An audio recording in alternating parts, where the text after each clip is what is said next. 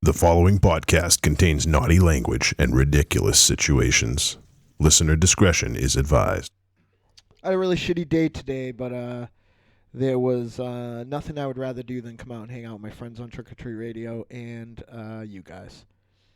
Actually, what really happened is I forgot to tell Aries not to come get me and then felt obliged to come. Welcome to Trick or Treat Radio.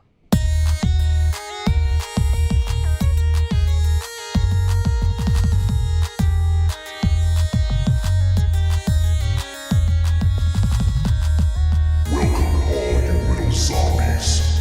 You're listening to Trick or Treat Radio, starring the Deadites.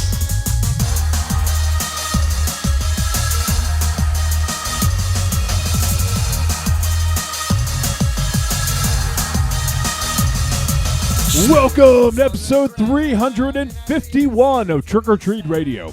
Trick or Treat Radio is a phantasmagorical spin kick straight through the heart of pop culture, navigated by the Deadites. The Deadites are the world's greatest electroshock band. We destroy monsters, we drink booze, we win championship belts, and we also broadcast on a Thursday for the first time. And yeah, it feels weird, man. Yeah, throw off your biological clock. It has.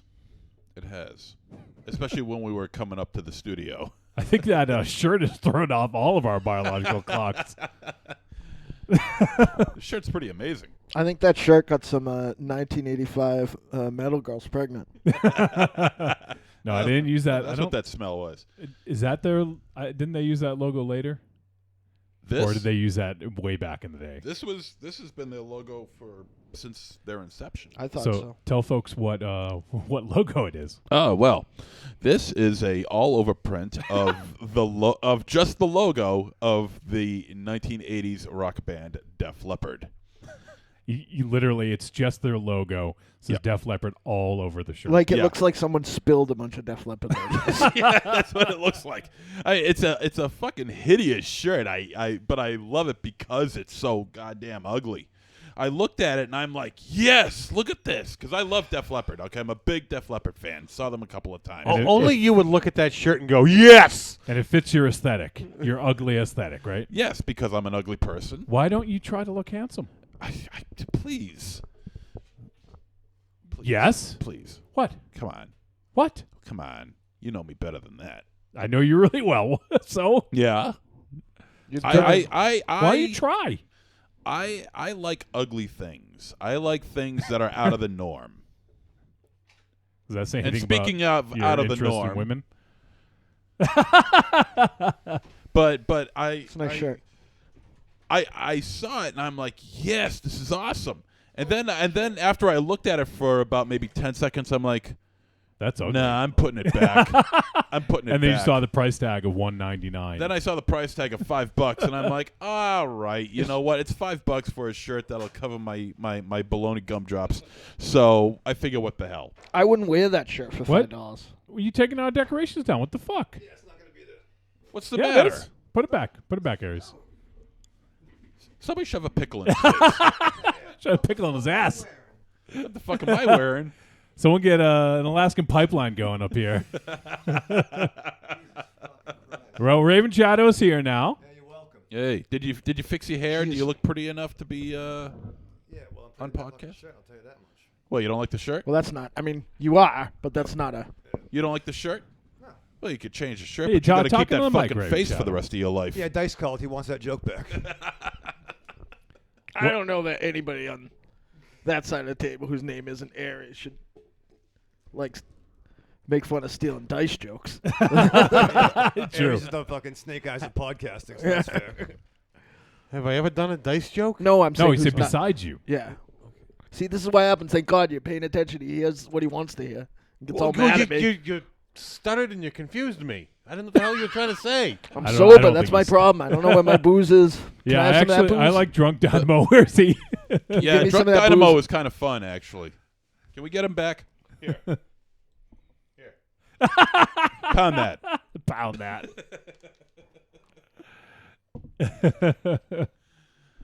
Pound a half a bottle of Jameson, and then in 10 minutes, we'll all be feeling good. 10 minutes, pound some more. Yep. I like this shirt. I mean, it feels good. It's got a good It's got a good quality to it. You know? It looks like it's hard. It already looks like it's faded. Like it's been washed too many times. This is officially licensed, so you know it's. Yes, it is. You keep on saying that like it actually means something Yeah. to the rest Well, I of us. think it does. You know, it's better than those backstreet, after concert T-shirts that you find for $10. Yeah, the fucking lucrative Def Leppard bootlegging market that's going on in 2019. I wouldn't buy that dude's fucking severed arm for $5. Oh my God! You can't say that. Well, sure he can. He just can't do it. Did you like Def Leppard? Do you like Def Leppard? All right, so not much. I mean, So if you wouldn't buy this. I like regardless. Def Leppard enough that I tried to buy you concert tickets to go see Def Leppard twice. And they literally, for both of us to go see Def Leppard, it would have been like $500 one time and mortgage your house. $700 one time. Yeah, Well, look, and not I even bought good it. tickets. I bought it because it's an ugly shirt. Because at first I wasn't too sure. No, it was ugly. Just in case you need confrontation. Is it faded or are you just stretching it to capacity? Why I'm is not it stretching so like shit. Def Leppard. It's Def Leppard. Def. Not when you wear it. I suppose the flip is out of the question. I love Def Leppard, so I mean, it was just so random that I saw this, and I'm Where'd like, you see it? Are Walmart. you Walmart. Of fucking course you did. shocked? Yeah. that Of course saw you saw it at Walmart. A like bad fashion, ancient like white trash band at Walmart. They're not white trash. Were they selling them themselves? Yeah, Hey, Phil, mate. Phil Collin was the He was in greeter. the- Phil Collin was the greeter, and Joe Elliott, they- he was the cashier. They get rid of the greeters, I heard. He's like, hey mate, and somebody yelled at Phil Collins, "Sing in the air tonight." He's like, oh. And Rick Savage, he's the one who pointed it out to me, and which was With- awfully with- cool of him. With which arm? Macho Man. No, Rick no, Savage? no. I said Rick Savage. Oh, sorry. Who's the drummer? Damn it, what's his name? Lefty. Yeah. Stubbs McKenzie. I forget the drummer's name. No, it's a big Rick tragedy. Allen. Rick Yeah. Allen. Sorry about that. Rick Allen. That's it. Yeah, Rick This is Allen. how we're starting. Rick Allen. All he could do was point. Wow. That's an ugly fucking shirt. It really is. It is. I admit It's it. the worst. It It looks is. like somebody tattooed like from where I'm standing, it looks like somebody tattooed Def Leppard all over Abdullah the Butcher. It's like Will you it's stop like you're- referring to me as being like that big? it's like Do I got signed wider nips or something You- like that? No, Yes, I don't. you have signed Red winders. winders. Fuck you. No, I don't. it's Yes, like you do. you're like the Jinsei Sasaki Abdullah the Butcher. There. I'm Kushi. Oh my God, cracking himself up. You don't die. Talking to the You mic. need to talk into the Yeah. mic. Can I please have a little whiskey? I had a bad day. Who's your favorite? I've had a You are my favorite. You know I've had that. a real bad week. Whoa. He's your favorite? Wow, how about that? Because he has whiskey? Wow. I'll turn your mic down. He's my. See? Oh, Right you there. mean you mean Dude, all you here? have to do is buy him some whiskey, and you'll be his friend Right. again. I mean, obviously Matrix is my favorite, but Well, she's not here, is she? other She's than that, here. I'm mercenary for booze. She's here in spirit. Okay, are you going to give me something to put the whiskey in, or are you just going to tilt your head back? No, belly button Put shots. it in his hat. Belly button shots. Do it. Come on, take your shirt off. No. Yeah, belly button shots. Come on. Is this what you imagined backstage at Def Leppard was like? Wait, he's Belly gonna do shots, belly. come on. He's gonna do belly shots off of you. No, fuck that. Yeah. Belly No. to back shots. No, I don't belly have that shots much off whiskey. I'll be him. wasted. You do have a hairless body, so it won't be that bad. Oh, All right, yes. set him up. Take him off. Come on, take off your shirt. There's got to be a cup around here somewhere. Good luck. Oh, this is pretty full. Down it. We used to have cups. I don't know where they went. So on tonight's show, we are going to be talking about a flick. We got a cup. No. No. That was no. you. Oh, that was the. Yeah, ooh, no. ooh, yeah, that's a bad idea. So we're going to be talking about a film horror anthology called The Field Guide to Evil. We'll be talking about that, and also I'm sure we'll talk about the weekend that was the Deadites 25th anniversary celebration. We did a live Trick or Treat Radio with a screening of Survival of the Film Freaks, and then we had the Deadites live show at the Bull Mansion. So we'll talk a little bit about the weekend, some of the stories. We got to hang out with Al Goro all weekend, which was awesome. And obviously we hung out with some other awesome folks, but A lot of awesome folks. he came in from out of town, so he gets special mention. He fucking drove too. Drove from where does Goro live, Raven Shadow? Not in New England. Yeah. Ohio, right? Yep. Yeah. Are you? He's gonna put whiskey in a JD bottle? Oddly enough, I do have a funnel in my truck. Just put it in Mars's hat. Mars, use your hat. I had to do a lot to get this hat. No pun intended. Are there any empty water bottles or something? Jesus, what the hell's going on? Raven Shadow, why'd you take down the decoration? Yeah, no. You don't like pickles? Yeah, not doing that. What's the matter? Why you so Why are you so dour? why are you so uptight Not about doing that about that Yeah, about you- that sign? why don't you like pickles? Not doing it. Pickles are good. Yeah, good. Sweet and sour, bread and butter. Bread and butter. Yeah, You know, Garlic- half garlic sours, Yeah, dill, good. yeah, spears. I mean, come on. Yeah. I'll give you a spear. I'll give you a half sour. Give me a fucking gherkin. Be fucking gherkin off. You get mad about Yeah, the right. pickles. I don't get it. Why? Yeah. Why? You're not.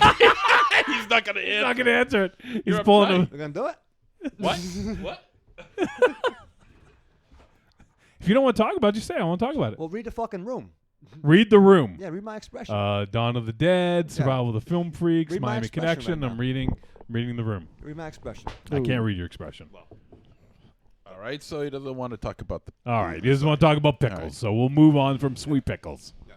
We'll talk about something else. From WrestleMania to Trick or Treat Radio. So I don't know. I guess we'll dig into the weekend. Did you guys have fun? No. No. All right, Raven Shadow didn't have fun. Why'd you show up then? No, it's good. It was You know, awesome. It fun. was You awesome. don't want to talk. You don't want to talk was- about anything. It great was show. awesome. It was awesome. I have It a was really cool. good picture of you in my phone right now that I made. Well, no, I don't have it anymore because I got a new phone. Oh, I guess And, I got uh, what you do actually. You don't But- use iCloud, Mars? no. Why? I saved some. I maybe I still do have it. I was surprised at what I had and what I didn't have, but it was a picture that somebody took of the whole room, and you was standing out, so I copied it and isolated you. Did they read the room first? He was smiling though, so it wasn't like normally when he takes a picture where he's looking like he just cut a promo. Like he looked like. Well, anyway, the night. So where we started starting? with Tombstone Toffee. Tombstone Toffee? What? All right, I don't know, we're whatever quit- they were called. No, that's what they were called. Yeah, that's what I thought then. So we're just bypassing the live Trick or Treat Radio entirely. Like No, I was gonna start there. I don't know. Oh, okay. I don't know what Tombstone Toffee is. I don't know All what right. he's talking about. They were the band that opened up. yeah, Yeah. Oh, okay. yeah. That all Okay. that all went down within 2 hours when the I rest just of us knew- got there. I just knew Beaver McD was. Was singing was there. some jams. Yeah. That's all I know. It looked awesome too. But yeah, the So let's go back a night. Yeah. Rosie. Stop fucking jumping the ship here. sorry. That's a new term apparently. Jumping the ship. Actually, I wish you'd jump the ship. Swab the deck, matey. So Friday, the 12th of April, we did live Trick or Treat Radio, and Mars. To kick the night off or the day off, you got to hang out with Goro beforehand. Yeah, it right? was fucking awesome. We So he watched drove it. up. Yep, we hung out for a while. We went to, I can't remember what we did on. I can't remember what we did on Friday. We hung out with Allie some, my niece. We Oh man. Oh, Yeah, No, let's skip she is fucking awesome. Oh. She does not stand your bullshit Oh whatsoever. yeah, she's great. She's the worst. She's great. She is the devil. we need to get her on the show. Nope, she can't. Yes. She's not Yep. allowed. It's too late for her. She's very Yes. young. No. She has to go to bed. She by was now. up till like fucking 2 a.m. those nights. Yeah, it's like, those are like Christmas for her. It's very important. No. We need to get her on the show. Right, Aries? Yep. Correct. You know, I know her boss. We can get her the next day off. Yep. The sooner the better. So that's Dynamo's niece and assistant, right? Would you say? Yeah. And And- she was very helpful at the show. She Very did helpful, a lot yeah. of stuff. Yeah. But she does not take Dynamo's bullshit. She calls him out every chance she gets, and it's fucking awesome. Last night I had a lady problem, we'll say, and I said, "Oh, my life is over." And then she looked at me and said, "Stop your fucking whining." No, what did she say? "Stop your fucking whining. It's not a big deal." And I said, "Oh yeah."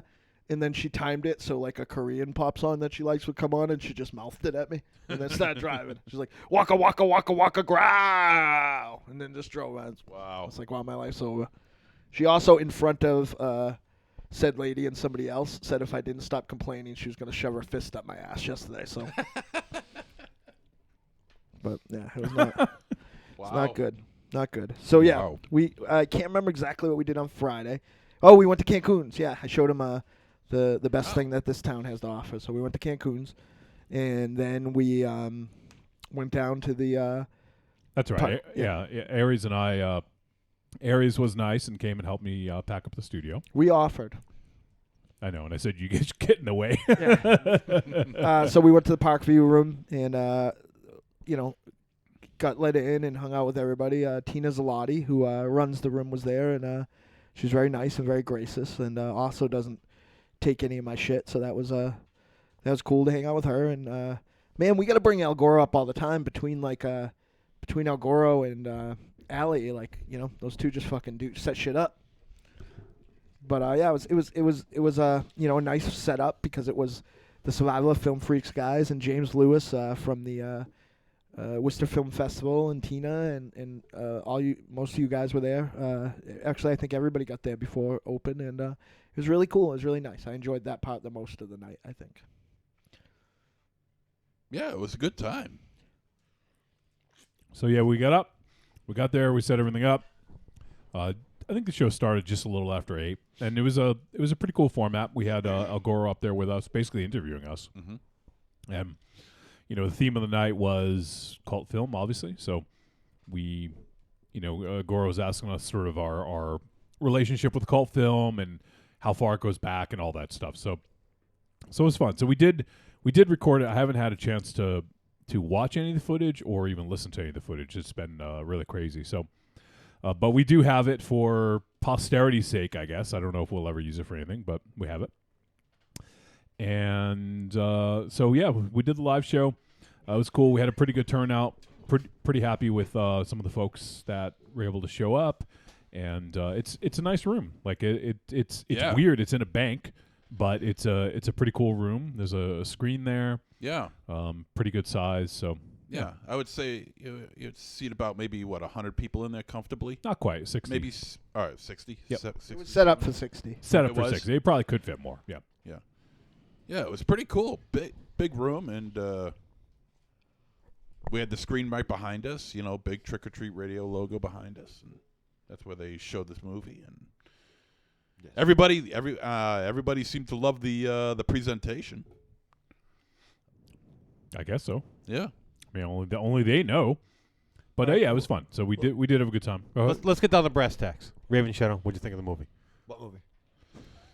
Did you nod off? I fell asleep. No, it was good. It was good. I enjoyed it. Yeah, it was a good fucking documentary. And I did my pre-order. I go order my. You my did DVD. not. I did. No, I I did. thought someone else did it for you. No, I did it. You did it? I did it. You did it by yourself. I fucking did because I was having anxiety because the fucking time was running out, and I don't like putting my fucking credit card information into the interwebs. I don't like that. Wow, you're getting to be more like my dad every day. It makes me nervous. It makes me nervous. Now, is that just because you don't like credit cards, or did you find out finally he was fucking your mom? Sorry about that. Yeah. Hey, I'll see you on Easter. Knock it off. That's what I'm saying. Knock it off. But no, I was able to use the gift card. Gift card. Yeah. A gift card? I used a gift card. Yeah. So I was able to pre-order my my DVD. So you don't have to feel paranoid about putting your credit card That's out true. Did you get a DVD or Blu-ray? A DVD. Interesting. I got the blue. I didn't get one. I donated. I feel there. really bad. I didn't. I end got up the with- shirt, Yeah. and That's what I wanted. Get the shirt. Get the shirt. yeah, I got the shirt bundle.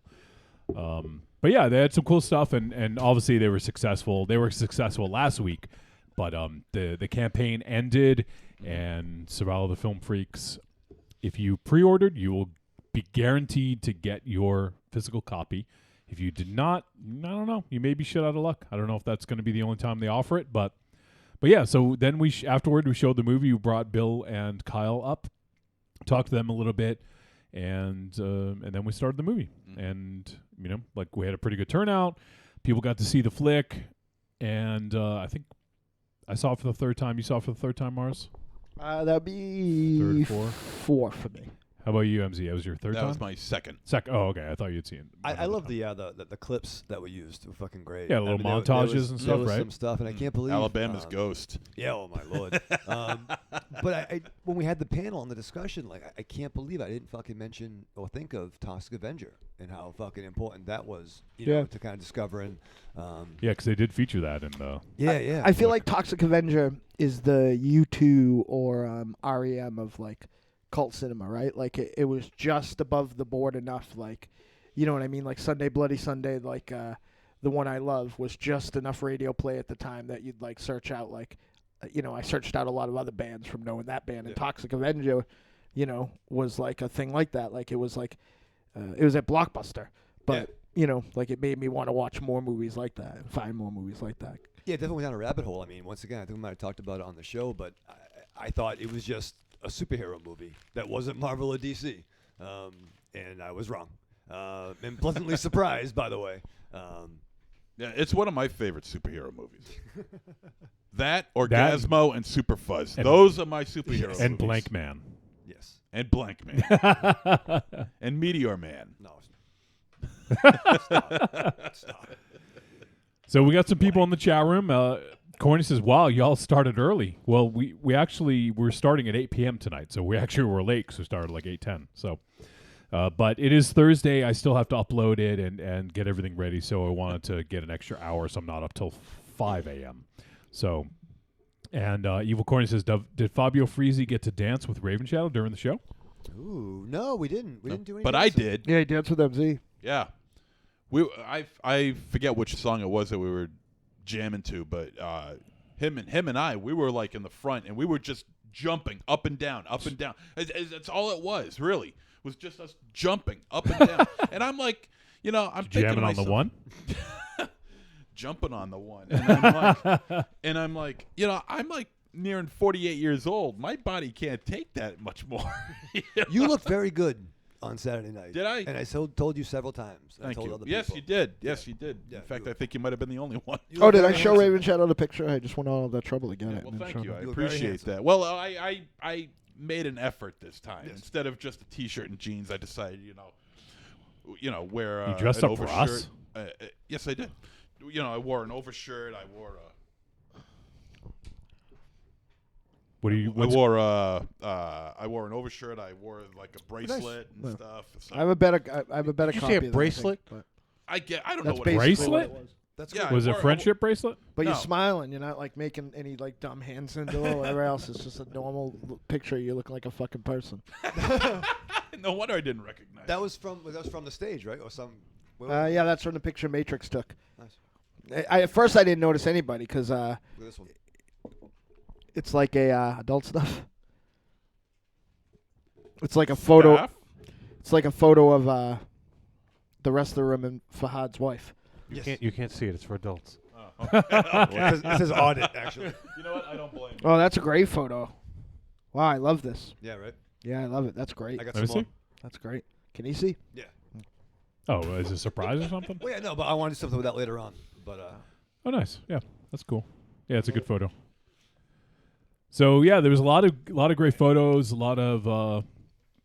I guess we haven't moved on to the second night yet. We'll do that in just a moment. But There's a lot to talk about at that second night, even before the night starts. Yeah. So first night was great. We appreciate everyone who came out.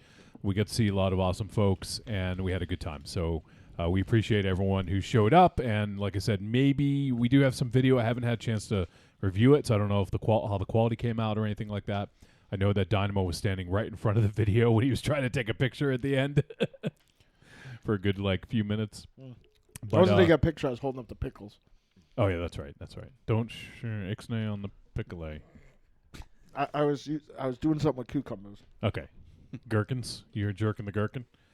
So yeah, fun time. Anyone else have anything to say about the Friday night show? It was. I watched the movie from kind of outside the room, And Were you taking the temperature of the well, room? I kind of was, because this was the first time I watched it with not a hardcore cult cinema. You know what I mean? Like, so I was curious how some things would play. Mhm.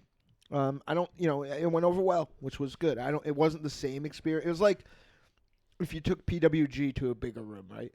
Like it would, Yeah. you know what I mean? Like I feel like when we saw it at the Skip Shea, Shauna Shea Film Festival event, that was the target audience. You know? Yep. So, and plus I sat fucking across from this dude fucking cackling the whole time. Me? Yeah. What? Laughing? Yeah. Yeah. You were fucking At the dying. movie? Yeah. Look, I'm watching this movie. It's about everything I love when it comes to movies, as on cult cinema, and it's showing clips of movies that I grew up watching and that I love, and to hear anybody in this movie talking about the movies that I loved growing up watching, it just puts a big smile on my face. And to hear that commentary playing over films like The Toxic Avenger, films like I Spit on Your Grave, I just can't help but laugh because it's just so awesome. I really want to see. And believe me, the laughter isn't because I think this movie's a joke. It's far from a joke. It's funny. It's highly informative, very funny, very entertaining. And it's because of that I watched that with a huge, you can't Boner. chisel the grin off my face look. And boner. And big boner. I was at a whopping 2 inches. Jesus. How did it grow so much? I don't know. Yeah, no, I thought it was great. I mean, I really I was a little sad though. Me and Kyle was sitting in the back at one point, and we got a little emotional because we realized that Survival of the Film Freaks and Trick or Treat Radio and the Deadites had a relationship since the film's inception, right? And this kind of felt like the end of the line for this, you know what I mean? Like the last stop on the tour, and we were kind of emotional. Like the next time we Did you sat cry? I got a little emotional. Like I see Kyle is one of those guys who I would hang out with every day, but only see maybe 3 times a year if things go really well. So, just the prospect of not knowing that there was no reason, to be hanging out with Kyle on the horizon. You know what I mean? Like, Well, I guess you could always just call him well, up. I'm and like be hey, Raven let's Channel. hang out. You gotta fucking book me. Yeah. See you in October, Kyle. Yeah. But that was cool, and Bill is just, Bill's my brother. I have a lot of friends in the world, a lot of them in this room. But the reality is to look up and have Goro there, and I don't ever thank Bill enough for everything he's done for me. Not outside the movie, waking up in No, the hospital. outside the cinema. Yeah, sorry. Waking up at the hospital and having Bill sitting there with me reading books and, hanging out. It was fucking great. Is he reading you like a Shel Silverstein or something? He read me the one about my first period. The Little Golden Book. My first period. Why is Dynamo not wearing white? Yeah. And Well, after that, the pokey Well, it's little after puppy. Labor Day. But, yeah, so, it's great. And then before we get to Saturday, I just want to thank, because I know that he'll listen, El Goro really kind of saved my life this weekend, because I had so much fucking shit going on, and I was such a bag of hornets. And I was so nervous about the show and all my social life and other good social life, bad social life. If I could just bottle that guy's calming effect on me, we just hung out and were quiet and watched wrestling, and we drove around and listened to the Blasters and just fucking relaxed. And he showed me songs, I showed him songs, and it was just so fucking good. And then you could only come for a bit, but to skip forward, one time we got to break bread with bed. That's a Pornhub search I don't want to be in the middle of. That's that's the Viking experience. But yeah, so I got to break bread with El Goro and Allie, and I got to break bread with El Goro and Aries.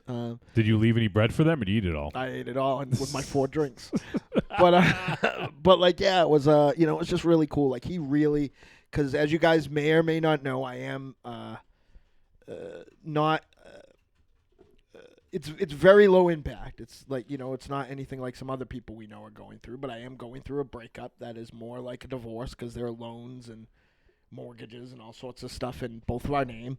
And, we're trying to be friends, but like those logistics are tough, and I am trying to, like get on with my life, we'll just say. And, those logistics were involved in the show as well. And, and I was just nervous about a lot of stuff, nervous about music stuff, nervous about all this other stuff going on, and having El Goro, just like, she's just so reasonable, and just like, I don't know anybody else that fucking like reasonable, so it's just really good. So thank you, El Goro, for being a friend, travel down the road and back again.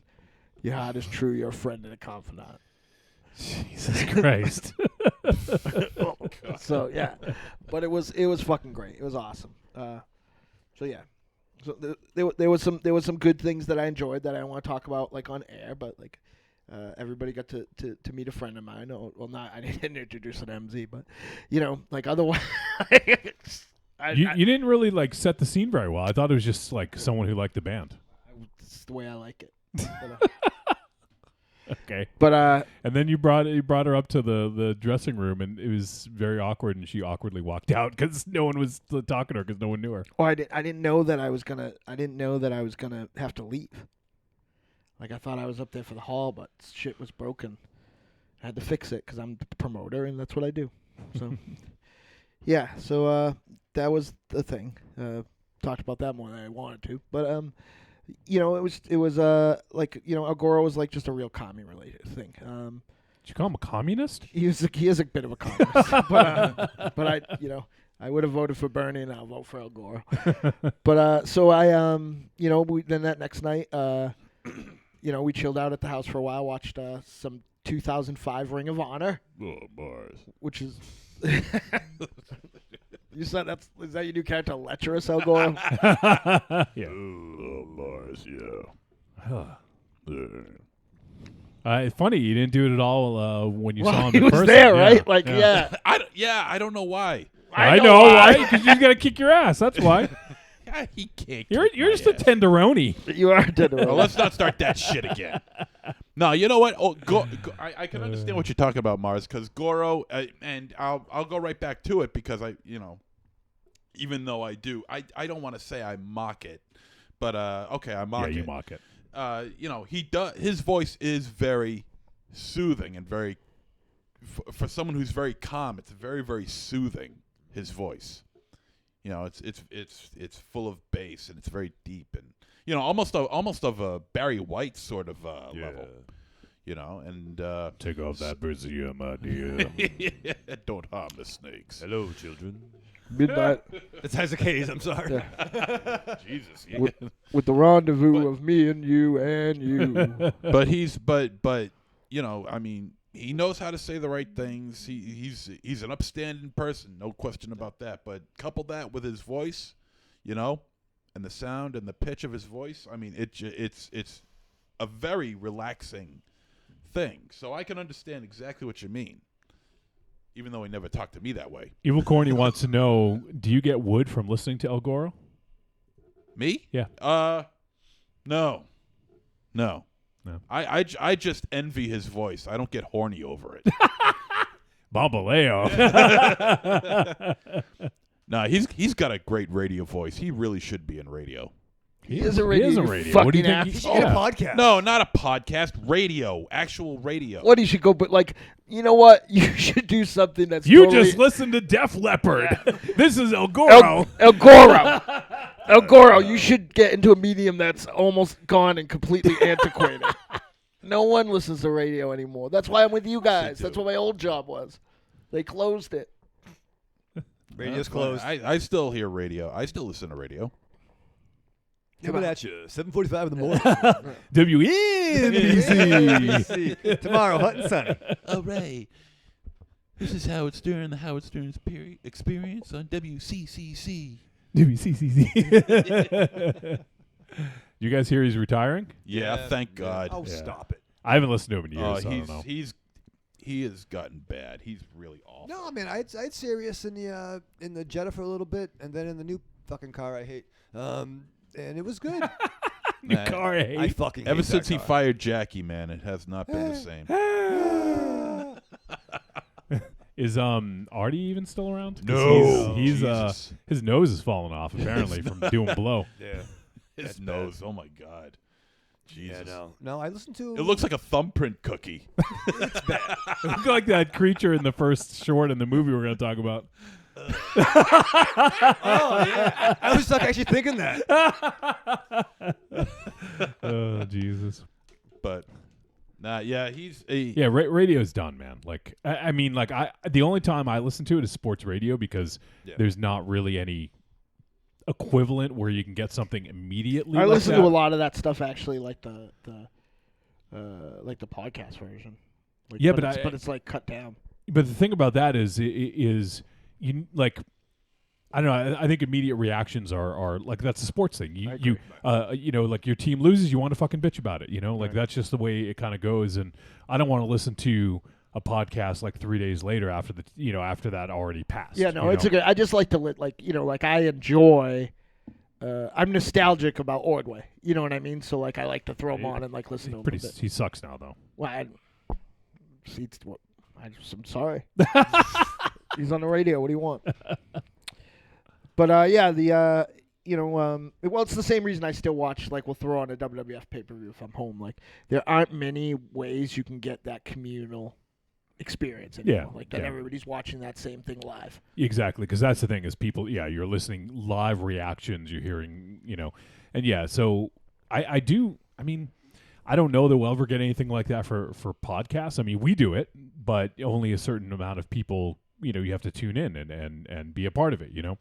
So, I don't know if there's going to be more sort of that thing. I guess with people doing live streams on like, Facebook or Twitch or YouTube, you can sort of get that, but it's not quite the same. I don't know. I don't know how we got talking about terrestrial radio. MZ said that Goro should do radio, which he does. Oh, Goro. Well, I think he's got to. So he should be in like on a Cleveland radio station where no one else can hear it except no. But people. I think maybe he should do like station identifications. Like or voiceovers for sports on TV. They have those. So Goro, I know you like your car, but what about one of those bicycles with the one really big tire? But he's got so something like that. Goro should start working out. Yeah. He should really lift more. He'd be big if he did that. Goro, Joke all you want. He's got a great voice. What can I say? He does. I don't think anyone's disputing that. No. It's handsome. I get a boner from it. Raven Shadow loves boners. I do. I know. I was a half People like mass. pickles. Go figure that one out. El Goro, have you thought about riding the railways? He should grow a beard. Cleveland's got plenty of them. He should shave his head too. Yeah. That'd be a good look for him. All right, so moving on. Is there anything else you want to talk about Saturday before we head to the show, Mars? Like, did you guys do anything we went during to Free the day? Record Store Day. We did some Free Record Store Day stuff. Nice. Which was cool. We went to Newbury, and Had you ever been to a Newbury Comics? I don't know actually. He knew about it. Me and Wiley when Wiley is up, we almost always go to a Newbury. Like that's like a spot. But one thing I didn't know and I didn't buy it and I regret it now is and Wolfie remember how big of a deal these were to me and Tiny. They had a collection that was all the Sugar Hill Gang 12-inch singles. So I hugged that longingly, but didn't buy it because it was expensive. But yeah, well, You guys stopped by the shop, right? we came in Sunday. We did. So, yeah. One thing about that, because I don't know if we'll get back to it, you told Goro to stop into the comic shop, and the way you framed it was he thought you were going to be there. So he was like, "Where's Raven Shadow?" Oh, really? Yeah. Oh, shit. I'm sorry, Goro. I apologize, dude. I'm sorry, dude. Because I think you said you should go to the shop tomorrow. Or something like that. Oh, Obviously, because boy. you couldn't go that day. But Yeah. I'm sorry, Goro. Yeah. I don't think he's that hurt. No. Well, he did sound a little annoyed when he was explaining to me. What? I'm just throwing that out there. What, you saw him Sunday? Shit Yeah. stir. By the way, we got to go back to that actually, because it's something else involving you Sunday. So we also went to Toy Vault. Checked out Toy Vault. Toy Vault. It's funny. 2 people saw Toy Vault, and it was neat to see Toy Vault through somebody else's eyes. You know what I mean? Like Tiny saw it today for the first time. And Raven Shadow is literally the only person that hasn't been there now, right? people from Ohio. When Tiny White goes before you, then you know you're in trouble. Yeah. I got a gift card. I'll go there. Somebody get him a gift card. But You get him a gift card, he'll go. No, I have one. Christ. It was left behind, so I think I still got a few bucks on it. Gift card. I want my gift card. So you guys went to the shop. yeah, so that was cool. We went to the shop. We hung out. El Goro met along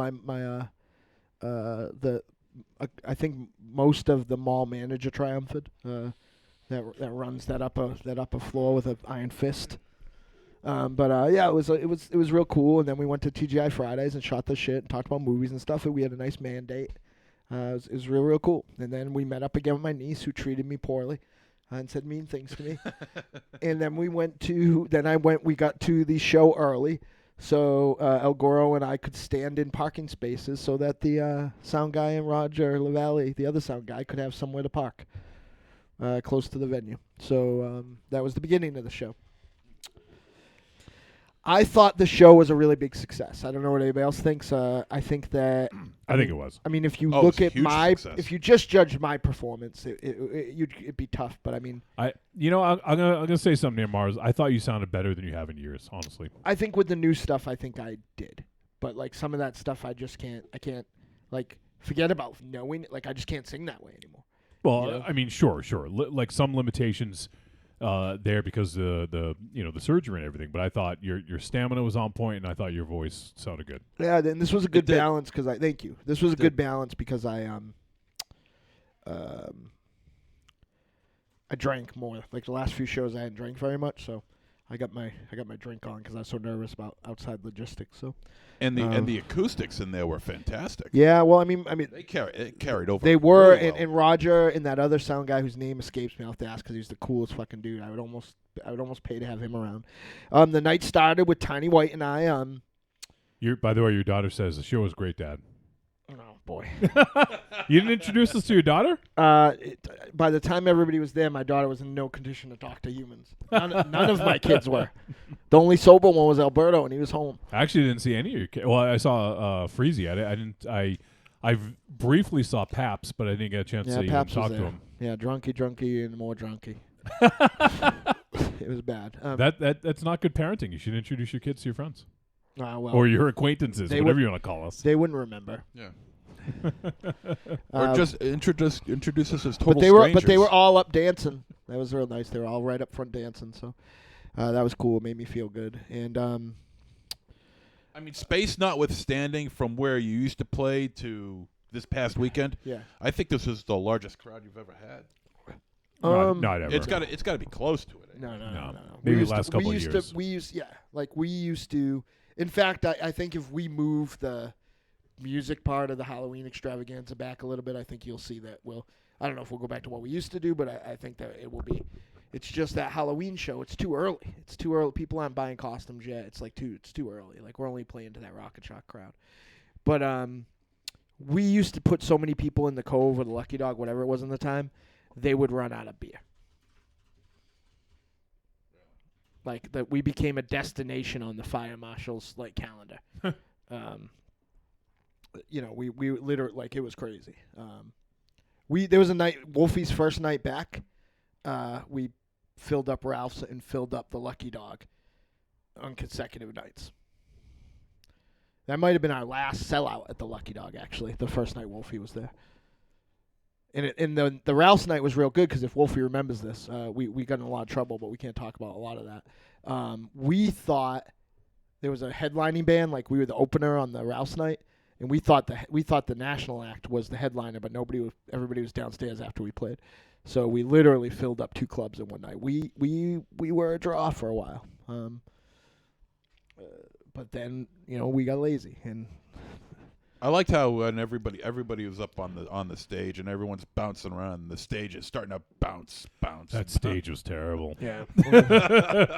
But I was waiting for someone to break through it. But I mean, I talked to Nikki, and she who knows, like, Nikki Luparelli, by the way. right, just who by the way is not only a friend of the Deadites. She booked it and set up the night with me and Matrix. She would love to do something again, so that's a real nice feeling. Yeah, That's awesome. And she went up with the Deadites and played Yep. a couple songs and She sounded played amazing one as song because the usual. girl who was supposed to do it just left halfway through. So, Oh, okay. So I just want to throw it out there because people are complaining about the stage, and my intro has stage erecting and the You didn't title. erect this I had stage. nothing to do with no, this fair, stage. fair. Yeah.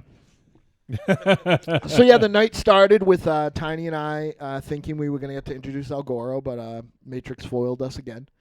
And we said thank you to a lot of people who deserved thanking, including my dad, who was there.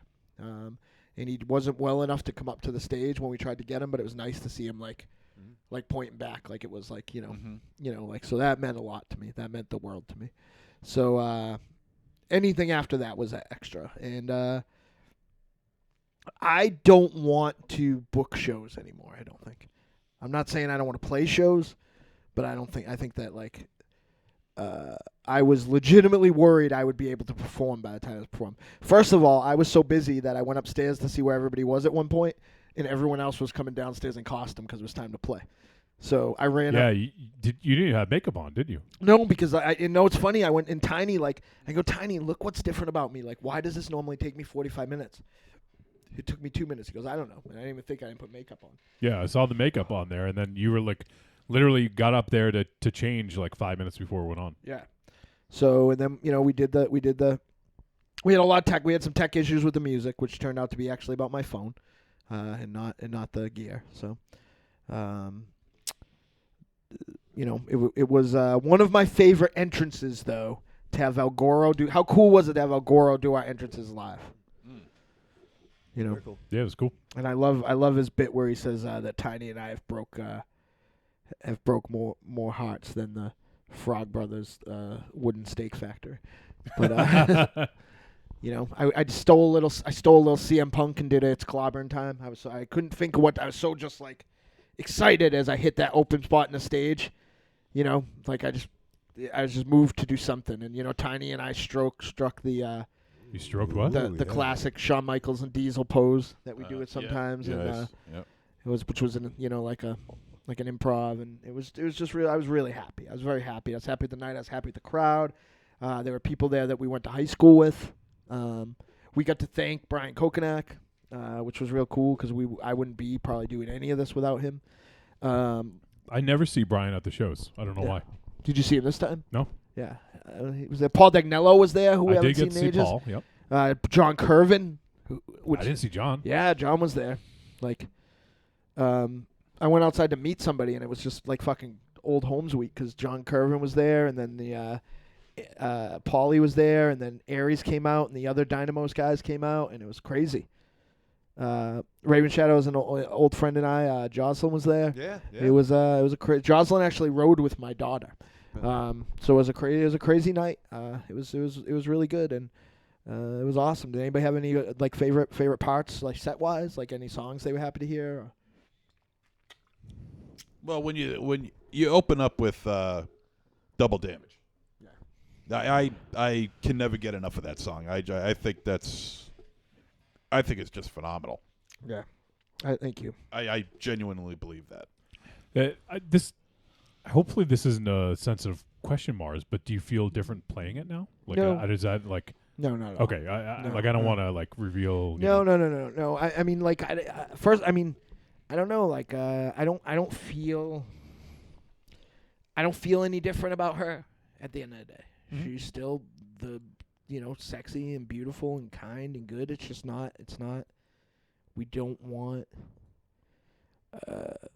A lot of people end up hating each other because they don't like to do the same things, and it puts them in a point of contention. When we got to the point that we didn't like to do the same things, like, we didn't force each other to do the same things, Mhm. like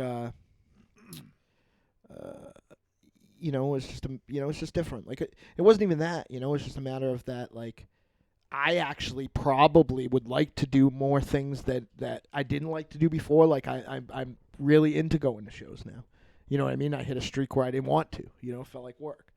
Like I think we just kind of want a different thing out of the relationship. I want like, as I'm looking for less a little bit, if you will. I'm looking for Less is more. as Johnny says, like I just want to hold hand and listen to the National. But like but and I think you said that actually. maybe and I and she wants to fuck some douchebag with a rat tail from Rhode Island. But no, sorry, I'm just kidding. Wow. Just Different strokes for different folks. Wait, whoa, really a rat tail? yeah. It's Oh fucking the my worst. god. Fucking feel That like must make you feel worse about Yeah. your life. I feel like fucking Lance Storm is rolling up on my house.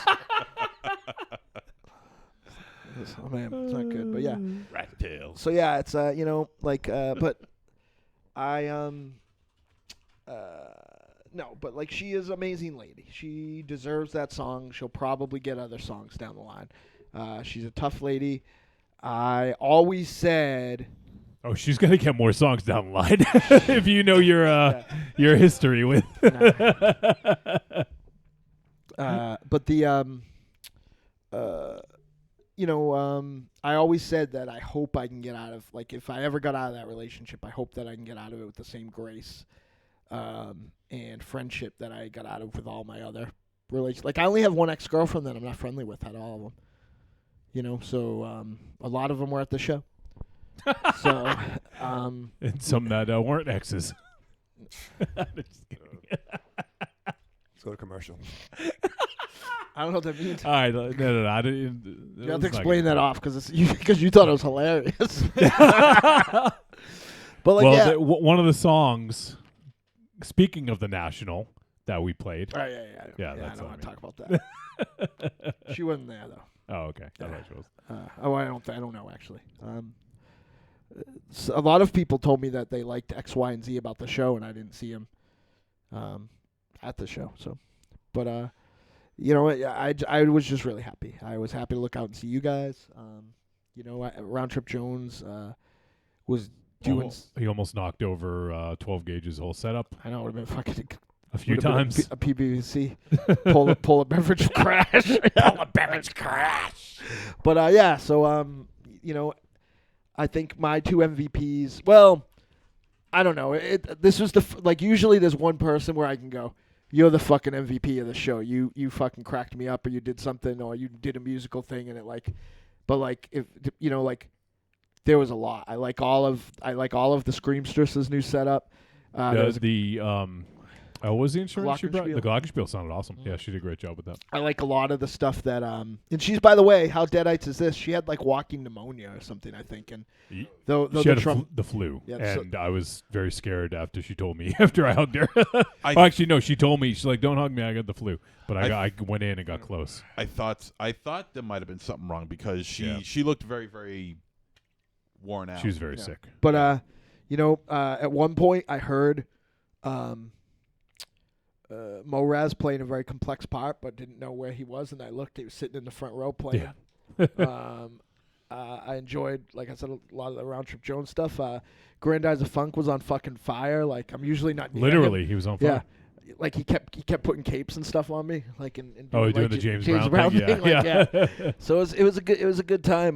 There was a very Deadites incident where Tiny White thought that he blew a fuse, so he jumped down. And then Grandize of Funk would like lean over to see what it was. Well, what it was is Grandize of Funk was stepping on a power strip. Yeah. And then when he would look to see what Tiny was doing, he would lean over and turn it back on, and the power would go back on. So Tiny would get down and be like, "What the fuck?" Yeah. Come back up. So I caught that. so I thought that was very Deadites. I was not. That was the only time I wasn't happy because I was making eye contact. I was just like, "Motherfuck." Like, like now, like this is like we couldn't get through this one show where I wanted to look like a goddamn rock star without having like rock star problems, but it was fine. I was afraid I was gonna get slurry. Matrix is a fucking. I felt like me and Matrix were, when me and Matrix are on, we're like the fucking front person Midnight Express. Like, our tandem offenses without Pierre, and we fix the other one like we Not like the Fantastics? No. Mostly because we're both alive, and she just was on fucking fire. Like, she was great, and she helped all my mistakes, and she carried my fucking shitty ass through the whole show. So it was great. I loved it. I loved everything about it. I'm trying to think if there's any stuff that happened before I missed because I was so busy. Did anybody have any incidents? See anybody that they were happy that they saw? Or Nope, guess not. Anybody touch any feet? Like, We just Touch, anyone give any foot massages in the crowd or anything? No. You did, MZ. No, I didn't. Oh, You yeah. did. Oh, fuck off. You didn't? No. I thought you said you did. You're just going to deny that you rubbed my feet for an hour? Come on. Shut up. My bunions feel great right now. His bunions were barking. His dogs were barking. I thought he told you to shut the fuck up about that. Jesus. Paul Bunyan. He rubbed Rufus and Ronaldo on them. No, that's a pair of bunions right there. You know what's funny is that now Paul they're more Bunions. like, yeah, you call them Paul Bunions, but now they're more like Babe the Blue Ox. So yeah, I was really happy that. Real happy what? You started a sentence and then looked at your phone. I'm going to You go ahead and asshole. assume some lady texted him. No, You know, I'm really happy. Either that- My Stopped favorite and looked at part his was- phone. No. This is a lady or it's tiny? And then we found out that she had. Am I right? Is it a lady or tiny? hold on, I'll show you. They're one and the Look same. at look to at the him. top one. It's tiny. They're one and the same Yep. to him. Hey Mars, what are you wearing? You want to come over here some synths? Tiny wore his awesome 70s white roller jacket, His drive jacket drive jacket. with the white tiger on it. Yeah. Yeah. It was actually very nice. I got to see your dad and shake his hand and say hello. So I like this that picture. part. a lot. and I apologize if he Mike, into the mic. Sorry, I apologize if a lot of people who didn't know were like, man, it seems like your dad didn't know me, and my dad didn't know me at first until I talked. You know, like he has a disease, I forget the name of it, that mimics dementia, and his reset. I don't know how far back it is, but I had hair and didn't have a beard, so maybe 2013, 14. You know, so like, he doesn't, he knew Sean, or Tiny. Yeah. You know why, though? Because Tiny has looked the same since, 1992, essentially knew Meg. Yeah. So.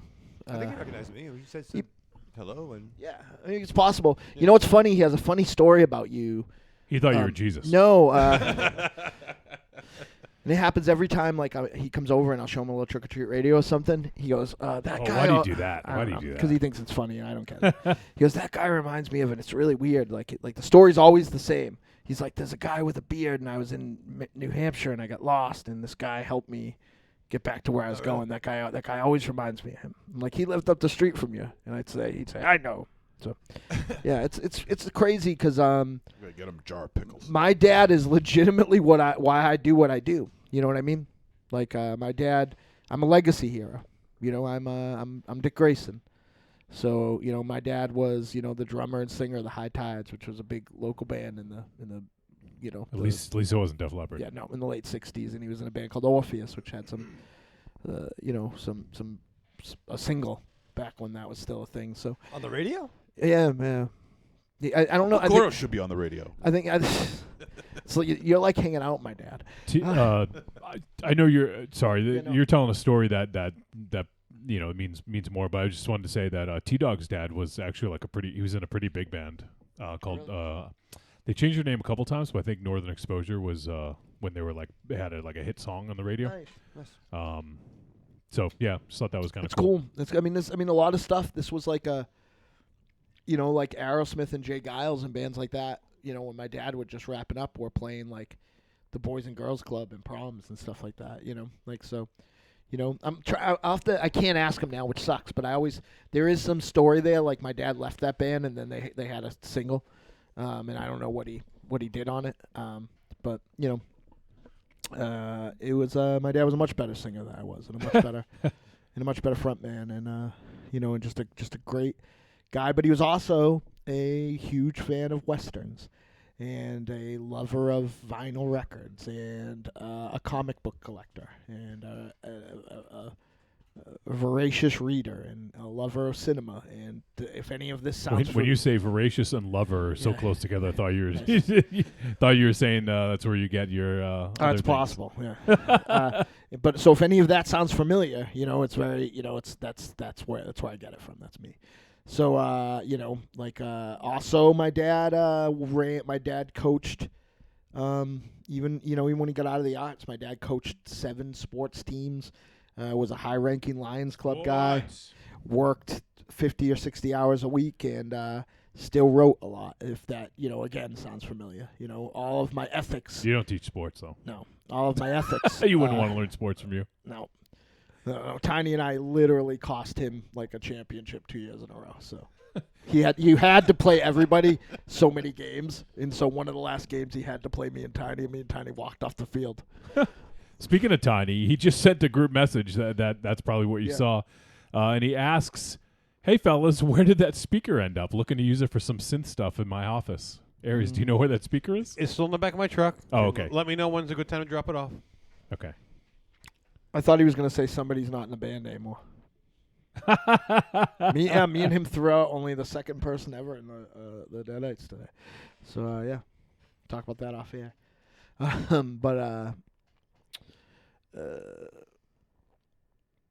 Like it was ugly. That speaker sounded fucking great in the in the room actually. In the Park Free room, we should thank him for kind of helping us get a speaker. Yeah. Yeah, that was absolutely perfect. It was. Yeah.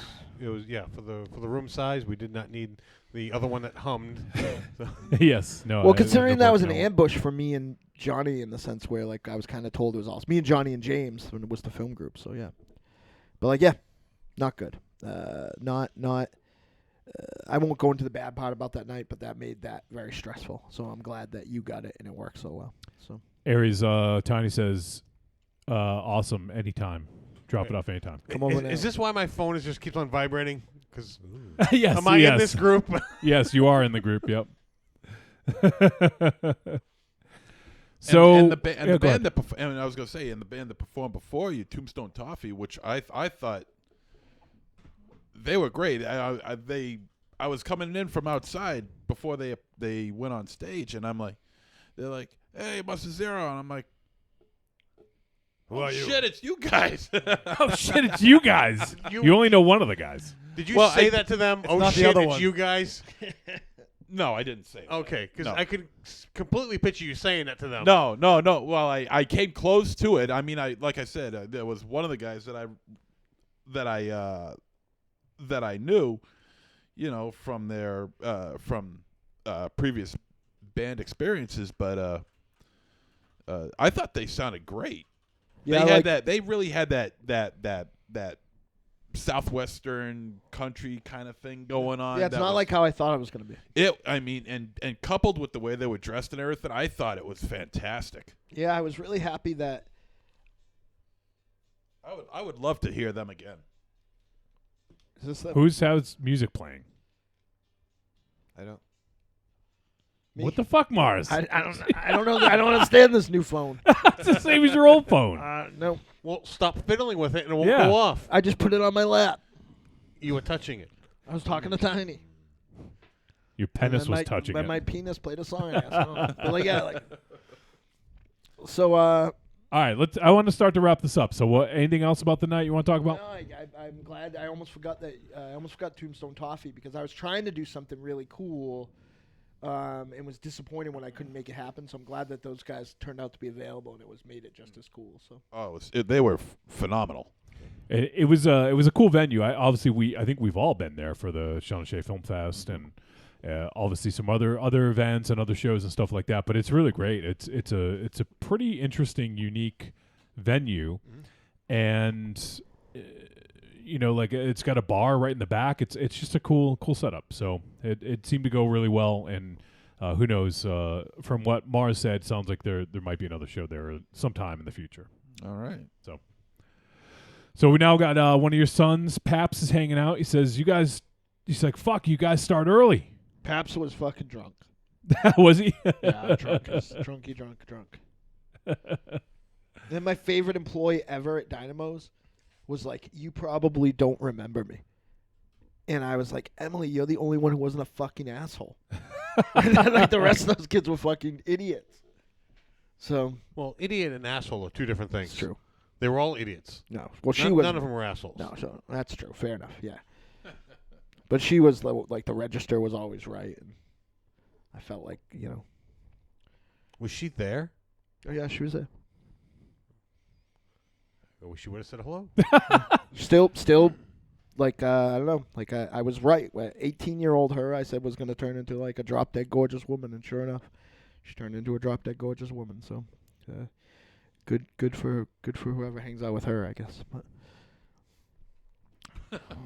She is in your age range, right, Mars? Oh, you're funny.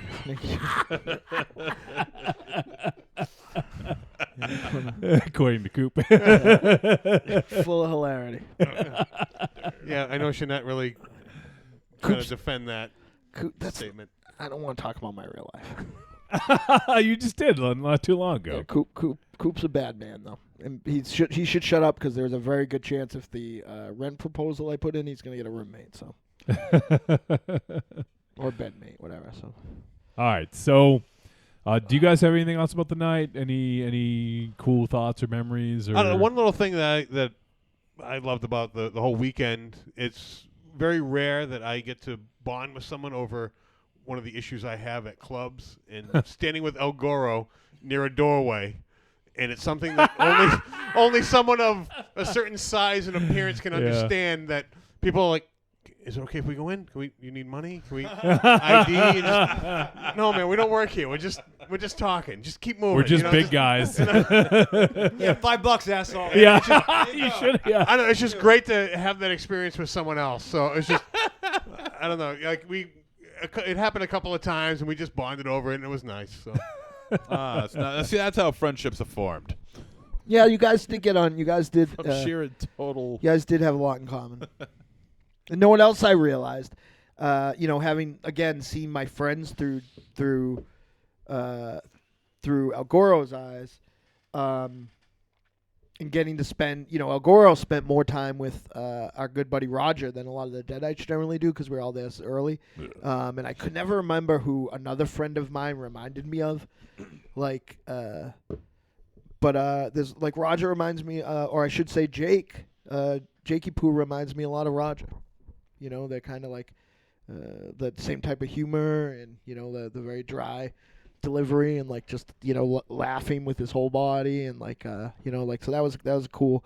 It was just real cool, and it, I felt, again, having my niece there, I felt like a new, I felt like the Deadites will live on forever, one way or the other. You know what I mean? Like, I felt like there's, bringing in young blood and they'll in one way the media entity of the Deadites will live forever, and that's the most important thing for me. When I was going to die, my main thought was I wasn't at the point yet where I felt like if I left it would live on, and now I'm starting to feel like it will live past me, which is very important for me. And that whole night was very important, the whole weekend was very important. I'm glad that we got to be, Trick or Treat Radio got to be part of it. I'm glad that it was everyone had a good time and everyone got to enjoy. I got to wear a lot of nice clothes and shoes. As nice as MC's clothes? Man, there aren't many people that I know I dress better than, but Yeah, but he didn't lose any clothes in the elevator. What? You lost clothes in the elevator? There's an elevator? So what are we covering tonight, Chuck? Because I don't remember this at all. It sounds incriminating. You lost clothes in the elevator? He lost a pair of shoes. We spent about 20 minutes looking for him. In an elevator? In an elevator before we realized that That he got in the elevator's elevator. not big. Well, How can you lose? Because he just put him down and forgot about him. And I didn't know he took the elevator at first. Why would you put down a pair of shoes in an elevator? Because it's Mars. Why would you put down? Now, mind you, when I found the shoes and handed him the shoes, he went, El Goro had these. You blamed El Goro? He was carrying. Oh, Wow. boy. Wow. Throwing him under the bus. God damn. Under the shoes. All right, so it was a fun night, fun weekend, and appreciate everyone who came out. I know we had a lot of people who listened to the show come out. Yes. And also just a shout out to everyone who pre-purchased tickets. That was it actually worked out to be pretty awesome because it gives us kind of an idea of what to expect, right, Mars? Yeah. And it makes it easier. We just check your name off at the door. So if we do this again, the advanced ticket sales seem to be a success this time. So Good. keep that in mind for anyone else very good. going to attend an event of ours in the future. And all right, well, we'll do some quick intros, Raven Shadow. I know you've been waiting so patiently. Now we could skip. Let's get to it. Wow. What? Yeah, Take his temperature. Wow. Is he all right? Let's get. Oh, you want to leave? Nah, but let's get to the movie. What, you got a date? I think he needs to smoke. Well, that and I got Yeah, that's it. He needs to we had smoke. a nice hour, conversation recap. But let's get to the meat and the potatoes. The meat and the potatoes. I got your meat and Yeah. potatoes right here. What do you, Johnny? You are jonesing, aren't you? What's it? You're jonesing. I got Wow. problems. Okay. You haven't figured out how to silence that yet, have you? Was that me? The two Yeah, that guys was with you. new phones don't know how to keep them quiet. That was me. Well, I'm about to make Raven Shadow very happy. Are you going to give him a pickle? What episode is this, Johnny? 351. 351 episodes, Michael Raven Shadow. And now you finally can put something that I've held over your head for 351 episodes. You ready? Wait, that doesn't count 0 and all the Yeah, special. right. Okay. Are you ready? Maybe. Okay, are you ready? Yeah. Are you sitting down? Yeah, I think so. God. I didn't watch the movie. Oh, wow. Wow. He clapped. You don't gotta watch the movie. You're serious? I did not. I've been working. I've been away from the PlayStation a bunch, and I've been working on a project that has. I've been up since Tuesday, so which isn't weird, but I've been up since Tuesday working on something specifically, and I'm kind of in trouble at work because something other people did. So I've been also not able to kind of I've had to be on my best behavior, and so I just didn't there wasn't a surplus. It's April vacation, there's it's all excuses. It's my fault for not watching it, but normally I could sneak in the movie on slow Wednesday afternoon, or you know what I mean. But it just I even had an extra day and I couldn't make it happen this week. So, but you guys will finally get that short story compilation I've been working on. So. So there's a benefit. There is something. So, I mean, that's a perfect example right there. I'm still putting out a short story compilation to benefit Kim Cody. She's still. Mm-hmm. Yeah. Evil Corny says, "Slow your roll, Wolfie, and make Raven Shadow sweat." Thanks, Connie. Oh, should we do this now? Or should we wait Do till what? after? Oh yeah. Let's do that, and then we'll head to break. So this is a gift. So let me set it up, Mars, because it is now April 18th Yeah, great. at 9:22 right now, and in just under 3 hours, it'll be Mars's birthday. Yeah. Can we say something about my birthday that You can say only, whatever you want. only Matrix got, right?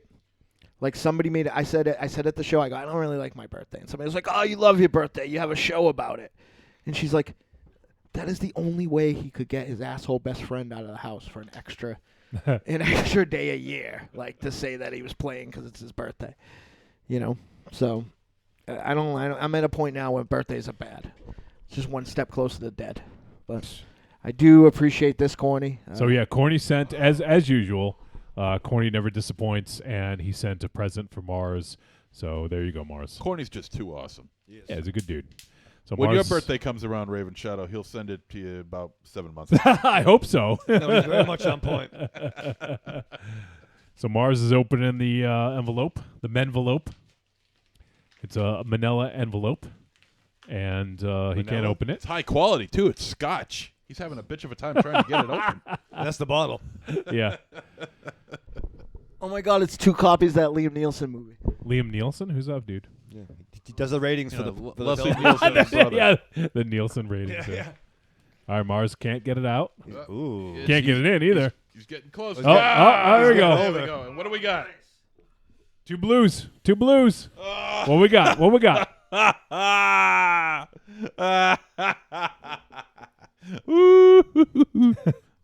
Let me see. I'll put him up on the. Yeah, look at that. What's the other one? Holy Christ! Wowzers. Now the other one. I almost guessed this movie. That's so weird. All right, so What do we it's- got? We got a Blu-ray of La La Land Wowzers. with Ryan Gosling on the front. I thought that was actually autographed by. Yeah. I thought that was autographed by Gosling. That would have been nice, Nope. huh? And The Professionals, starring Burt Lancaster, Lee Marvin, Robert Ryan, Jack Palance, and Ralph Bellamy. Wait, fucking which movie? The Professionals. Oh, damn, dude. That's nice, huh? That's great. Yeah. Professionals is a good movie. Can I see that cover? I just want to see. Yep. Yeah, there you go. Corny, thank you so much. He's gonna touch himself tonight to one of those movies. Yes. He'll rub his scrotum all over it. You've seen La La Land, haven't you? No, I haven't got to watch it yet. Oh, okay. There you go. So Mars is going to get intimate date with himself tonight. He's going to. You're going to get the hand lotion and the tissues already. Put the lotion on my You're skin. going to get the hair sharkies on the reg. Gets the hose again. I just had my best typo a few minutes ago. I accidentally said that Patrick Swayze was in a movie called Road Hose. Road hose. Yeah. Road hose. His name is Dalton. Yeah, I'm excited. I've never seen The Professionals, so Oh, really? Well, I thought I had before I saw this cover. It's pretty good. I'm that's excited. good giftage then, Yeah. Yeah. Corny. I mean, I think that Marvin and Lancaster are like two of the most underrated cowboy type people. So Western actors.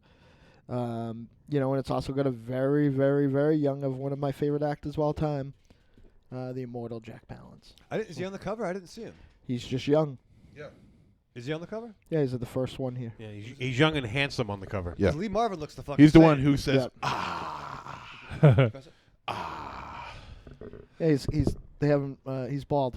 pick up the gun. All right, so if you guys want to help support the show, there's a few ways you can do so. Head over to trickortreatradio.com, and on there you can find a few ways. You scroll down, you find the Amazon logo, click it, brings you right to Amazon, inputs our affiliate link. Doesn't cost you any extra, but it helps. What, Raven Shadow? Keep the lights on. That's right. They're going to lead you there because you're looking at something. Well, yeah, this is not Lee. That's not Jack Palance on the cover. Ah, yes. And it does have Claudia Cardinale in it as well, who just celebrated like her 86th birthday the other day. Mind you, Mars doesn't know his left from his right, so But this guy is not yeah, Jack Palance. that's what I'm saying. He's basically- He said right. He probably meant left. That's Burt Lancaster. Okay, then I got nothing. I really didn't examine what you're because Well, you have eyes though, right? I mean, it's not. They're not. okay. You must have. Corny says that's Woody Strode. Yeah. I don't think the African American gentleman is Jack Palance. Mars. But I don't think Wow. So he's a good actor, but he's not that good. you guys can also head over to the Trick or Treat Radio store. Go to trickortreatradio.com, click on store. There you're going to find some digital content. We have the Trick or Treat Radio Greatest Hits, volumes 1 through 3. We have some other special content, Deadites live stuff from the 90s, radio interviews, stuff like that. And there's also some physical goods, which, by the way, I meant to ask you, Mars. It's just a reminder. I don't know if we sold anything at the show. I need to update quantities. Okay. You don't have to tell me right now, but I just Do you do pins? Is the pins have quantities? Yes, Okay. yes. I do have a little list, but the only thing that went of note is that in the bottom of it there was an old tank top. Yeah. Yeah. That wasn't even on there. So, Okay, yeah. And, I'd the, like con- to. the conversation went something like, "I'm taking this," and I said, "What if I want it?" And she said that something about certain parts of her that I don't want to talk about would look much better in it. So. I don't know that that's gonna fit, and if it does, it's gonna be. I think Little she'll tight. like it more that way. All right. Just a guess, but you'll probably like it more that way too. Not my creepy. niece. Creepy. Oh, your niece. Yeah. Oh, wrong female. I thought. Yeah, she's the worst. She says things to me that just nobody should ever say. Which is why it's fucking Like, awesome. like She hello. goes, I'm If- gonna out her. She goes, I gave my boyfriend the other ticket to the K-pop show that we're going to visit my friend for in Chicago. I go, oh yeah. What did you have to do to make him go to that show? He's gonna get a threesome. And I went,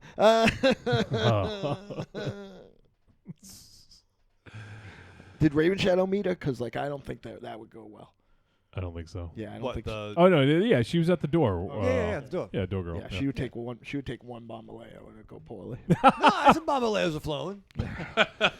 All right, Nice. and there's also the if you guys just want to donate, there's a donate button, PayPal on the front page, trickortreatradio.com. Click it, put in any denomination, it'll go towards helping to pay for hosting fees, website, things like that. So if you guys are feeling generous to get some extra money kicking around, go ahead. And now, Raven Shadow, Yes. you had a busy weekend. Oh, Sounds like a busy week. it was. So, it go was, ahead, it was, sorry. it was crazy. Crazy, yeah? Yeah. So you sit down to watch A Field Guide to Evil. What do you do to prepare for this flick? Well, I do a guest appearance on another podcast. John. Whoa! Yeah, Well, yeah. Putting yourself out there, huh? I am. I'm back on the Skype. I'm back. Oh on boy, Skype. oh boy! I must have went. You didn't call me, so it must have went fairly well. It went pretty good. I got to talk to you about some messenger apps, though. But no, I did a appearance on with our buddy JB. He's starting his own show. Yep. Called Tales from the Podcast. Nice. It's a podcast all about Tales from the Crypt. Yep. So I was able to do. They're going to be released soon. Some more information to come. But we did episode 6 of season 1 of Tales from the Crypt. Is he doing them in sequential order? Or? Yeah. Okay, so you did the 6th episode then. Hey, you know what, Raven Shades? I just thought of, Yes. and I'll put this out there because I'm a nice guy. If you, with a little bit of planning, it can't be, can't be Raven Shadow style. Call me on Wednesday to do something in three Fridays, like. Right. But like if you give me some head time, you can always. Oh! My laptop is, I have a new laptop and I've been recording a couple of records actually. So I'm set up to any time. So if you get offered a guest appearance, just let me know. You can just come do it. It's all set up. I'll just press play for you and wander away Oh, that'd be cool. anytime. And the Yeti sounds pretty good if it's plugged in Donna Matrix. Yeti. So. Awesome. Yeah, no, that'd be cool. That'd be cool. Yeah, no. So it was very exciting. Apparently, JB tends to go a half an hour. To his longest show was an hour and a half, and we went about a little over 2 hours. Jesus. So yeah. So we looked. How many Bombaleos? There was a was couple. that? There was a couple. There was some digressions. But no. So I was very excited to hang out. Is it just you and him, or is there someone else? It like was. another- He does have a co-host, but he wasn't available for that show. So between the two of us, we went about 2 hours. So it was great to talk with JB for the first time. We've heard his voice on messages and we've interacted, but to actually, do the jibber jabber was really cool. Awesome. Looking forward to checking it out. Yeah. You'll have to let folks know when that hits. So, so you did that. That helps you prepare. What else did so you do? after that, 2 hours of talking to JB, a weekend. drink some JB? I had a couple of beers. I was home. I was by the bar. What kind of beer? Sam Abrams. It was very nice. So after that, I had to fucking strap on. Do you love a scary story? Do you love to dance? The Big Scary Monster Hunts at Midnight is a collection of dark songs about sex, love, death, revenge, and the end of the world. Brought to you by the world's greatest monster hunting electroshock band, the Deadites.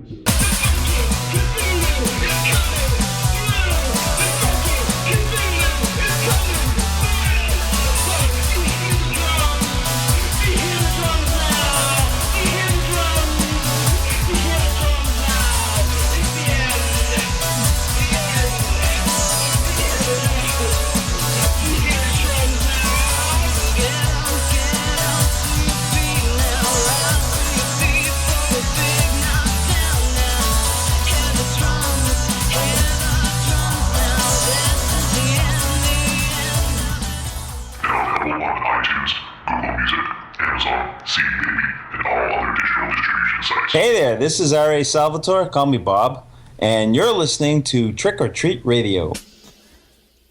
I'm Ruby Burble. What's up, y'all? It's me, the Yeti. Telling all the ladies that they couldn't be more fine and that we should knock those boots like Frankenstein. When I want to get my nerd on, I go to Facebook and I go to the Trick or Treat Radio Facebook group. That's the place where I get to talk about all the hip new horror movies, all the cool comics, Like comics. RPGs, video games, you name it, we're talking about shit on there. And you could not be any cooler if you were the coolest kid in school. Be the first kid on your block to swing their cock over at the Trick or Treat Radio Facebook group. Just go to Facebook, search for Trick or Treat Radio, ask to join, and it's like Nerd Nirvana, baby, without the shotgun blast. This is the Yeti, signing out. See you at the Trick or Treat Radio Facebook group. Follow us on Twitter at The Deadites, TheDeadites.com, and TrickOrTreatRadio.com. Trick or Treat Radio, man. That's where it's at. That's the new Fangoria Radio.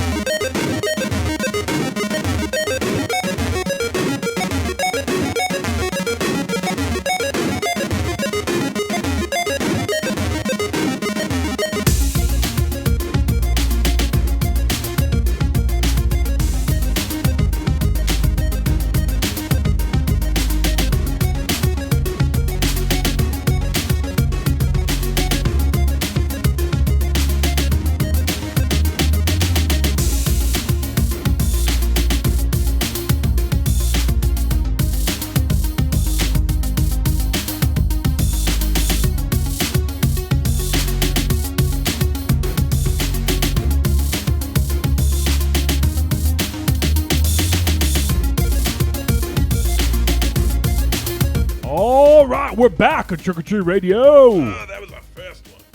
That was your song, MZ. Double damage. Yes, it is. I really do like that song. I just love the melody of, and hearing Ms. Matrix belting it out. Man, she is like a fine wine, as the Oh, cliche goes. Like she I- just gets better, like with age. I'll tell you, I really feel this way. I think this was the best she ever sounded. I think this was the best she ever looked. It was the complete and total package for what she put. Yeah, up I on mean, that I know I'm stage. not. I know I'm not. This time around. It was fantastic. You know, I know I'm not. This doesn't make me special, but like, just that she's so mean to me. She's so like. She The like. people that you're closest with or that you like the most are the ones that are most mean to Well, you. you know what I like about Matrix is that in the keep your same way enemies you close. were saying that, Allie, like like Matrix doesn't accept like if things aren't perfect, like I hear about it. You know what I mean? Mm-hmm. Like as far as setup, not stage. She understands that shit happens when you're in the ring. But you know what's funny about that? I love about Matrix. I was telling somebody the other day. She's the only of Deadites Prime that doesn't have some sort of wrestling like background or some sort of thing, and she's definitely maybe the most carny of all of us.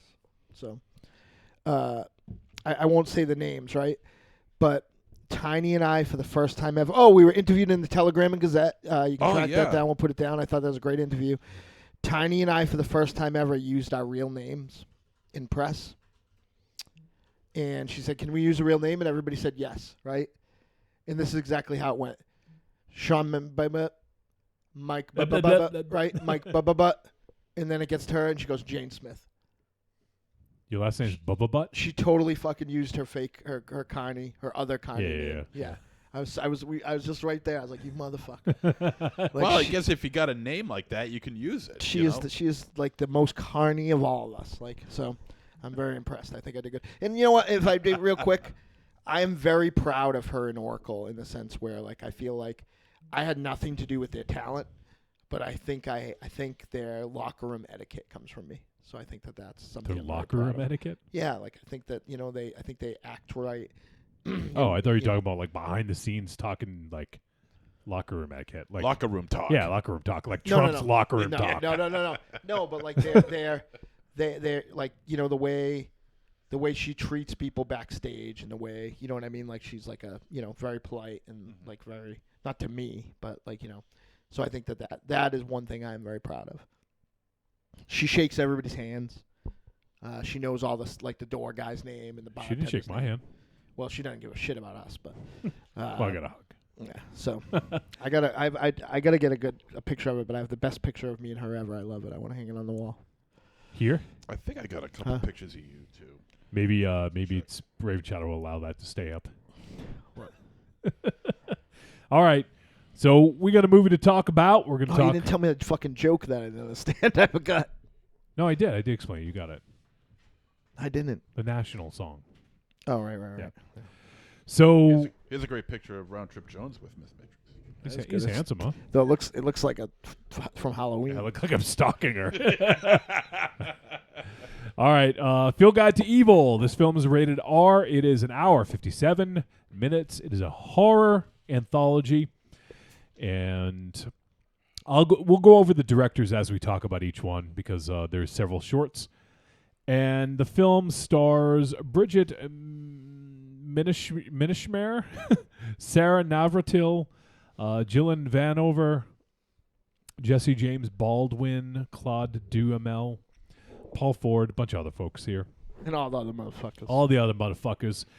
And the synopsis, a feature-length anthology film. They are known as myths, lore, and folk tales, created to give logic to mankind's darkest fears. These stories laid the foundation for what we now know as the horror genre. It's a very odd synopsis, but this is a horror anthology based on folktales and myths and lore from different countries. So each short was directed by a different director, and I think they tackled folktales, lore, and myths from their home country. So I think there's a different director from a different country, and they tackle some of the myths and folklore from their own country. So it's kind of an interesting concept, and we'll dive into some of the details. But do you guys want to do a quick breakdown of each one? You want to talk about initial thoughts overall? I could break down each one. All right, we'll talk about each one real quick. Like, I don't want to get into like a big, long discussion about each one, but we'll just talk about each one. So the first one, I never know how do you in German, how do you pronounce D-I-E? It's not die, is it D? Die? D-die-do. Well, anyways, Die Trude is the name of this one, and is directed by Severin. It is Die Trude, yes. Severin Fiala and Veronica Franz, and this is the duo who directed Goodnight Mommy, which we reviewed a couple years ago, and I think I don't think all of us loved it, but I know I liked it, and I think some other folks may have enjoyed it. So this one, how do I just? She was also in Downfall too, which is awesome. This is one that I thought Aries and Raven Shadow would love, but it was a little maybe not quite like. It wasn't sexy. No. There was some nudity, and there was some nice Austrian lesbian action going on. Nice Austrian. That's on the box art. It's very nice. Yes. Nice Austrian. That's what Siskel and Ebert said. And there was some Two things up. And there was some Jesus. some oral on a goat. Well, I wouldn't call it oral. Not oral, but there was some. She was sucking his teeth. Yeah, Drinking which is milk oral. from the source. Yeah, Yeah, drinking Which is right from the source. from the tap. Oral stimulation. Well, not stimulation, but yeah. She was drinking his milk. Yes, It's not fucking oral. it she is used- oral. How else Jesus can you Christ. drink it? Fine, but it's not. It's not the connotation that you're No, trying it's to not. say. like like fucking milk from orc sticking her fucking finger in it. Or No, whatever. no, she did. No, she's drinking it from the tap. Okay, From the so- teat, Yes, the source. the teat. When Johnny says teat, it's really sexy. Am I the only one? That word bugs me. So A little provocative. I will say that this is the start of a lot of like weird animal stuff Yeah. All right. throughout. So trigger Yeah. warnings. Trigger warning: animal deaths, animal weirdness. I didn't like it. Yeah. Neither The did I. first one. No. I'm just talking about the animal stuff throughout. Yeah. So yeah, so we got, and there was several goats too, if I'm not mistaken. Yeah. The first two had goats. I was like, this is a fucking Yeah. goat Goats movie. and- So yeah, I don't know. For me, I'm not going to say too much. It was fine, but it was a bit too abstract and slow. Like, it was very abstract. I especially the ending. I just don't didn't. quite- I really liked the creature, or whatever you want to call it, the demon. Yeah. Like, I thought it had a cool look to it. Like, Artie Lang with no nose. with the thumbprint cookie nose. No, I mean, But it was a cool look. The story was, it's weird. It's like this movie, not the movie, but this segment had, it knew where it wanted to go. It just didn't complete the story. It just didn't get to where I thought, wherever it could have gone. But what's weird about it is that there's a lot of shorts that end like that, and I got a theory about that, and we'll go on, and I'll bring it up as we go on. So I didn't, as Mars said, I didn't have time to research. I usually like to do some research, but because this week was so crazy, I just didn't have time to research. I would have liked to, especially with talking about these folklore and myths. But I just did a real quick look for Trude, and by the way, it's spelled TRUD if you guys want to look it up. And what came up was an Alp. An Aries? Alp? Did someone say something? Raven Shadow orgasmed or something. What was it called? Was it Tude? It's probably Trude. Yeah. All right, because I thought for a minute they were saying turd, and I feel like I know It's sound like I'm TRUD. 13. Okay, all right. True. So I looked it up, and it says that let's see, Alp is a supernatural being in German folklore. Also can be known by the following names: Trude, Mar, Mart, Mar, Schrat. So it's got other names, but it's it says the Alp is sometimes likened to a vampire, but its behavior is more akin to that of an incubus. Huh. It is distinct from both of these creatures in that it wears a magic hat called a Tarnkappe, from which it draws its powers. So obviously we didn't have the hat, but that makes sense, I guess, the incubus sort of parallel that we saw in this. Yep. So that helps to add some clarity, but I'm not familiar with the folklore, so it was hard to understand exactly, because there was some like lesbian action, and then the mom caught like the daughter like kissing someone else, and then she's like, "You better not do that. The Trude's gonna come after you or something." Yeah. Yeah, because it was set like they were handmaidens or whatever they want to call them. Yeah. They were all They're washing their clothes in the river. It was pretty weird when the girl hit herself with the rock. Yeah. Yeah.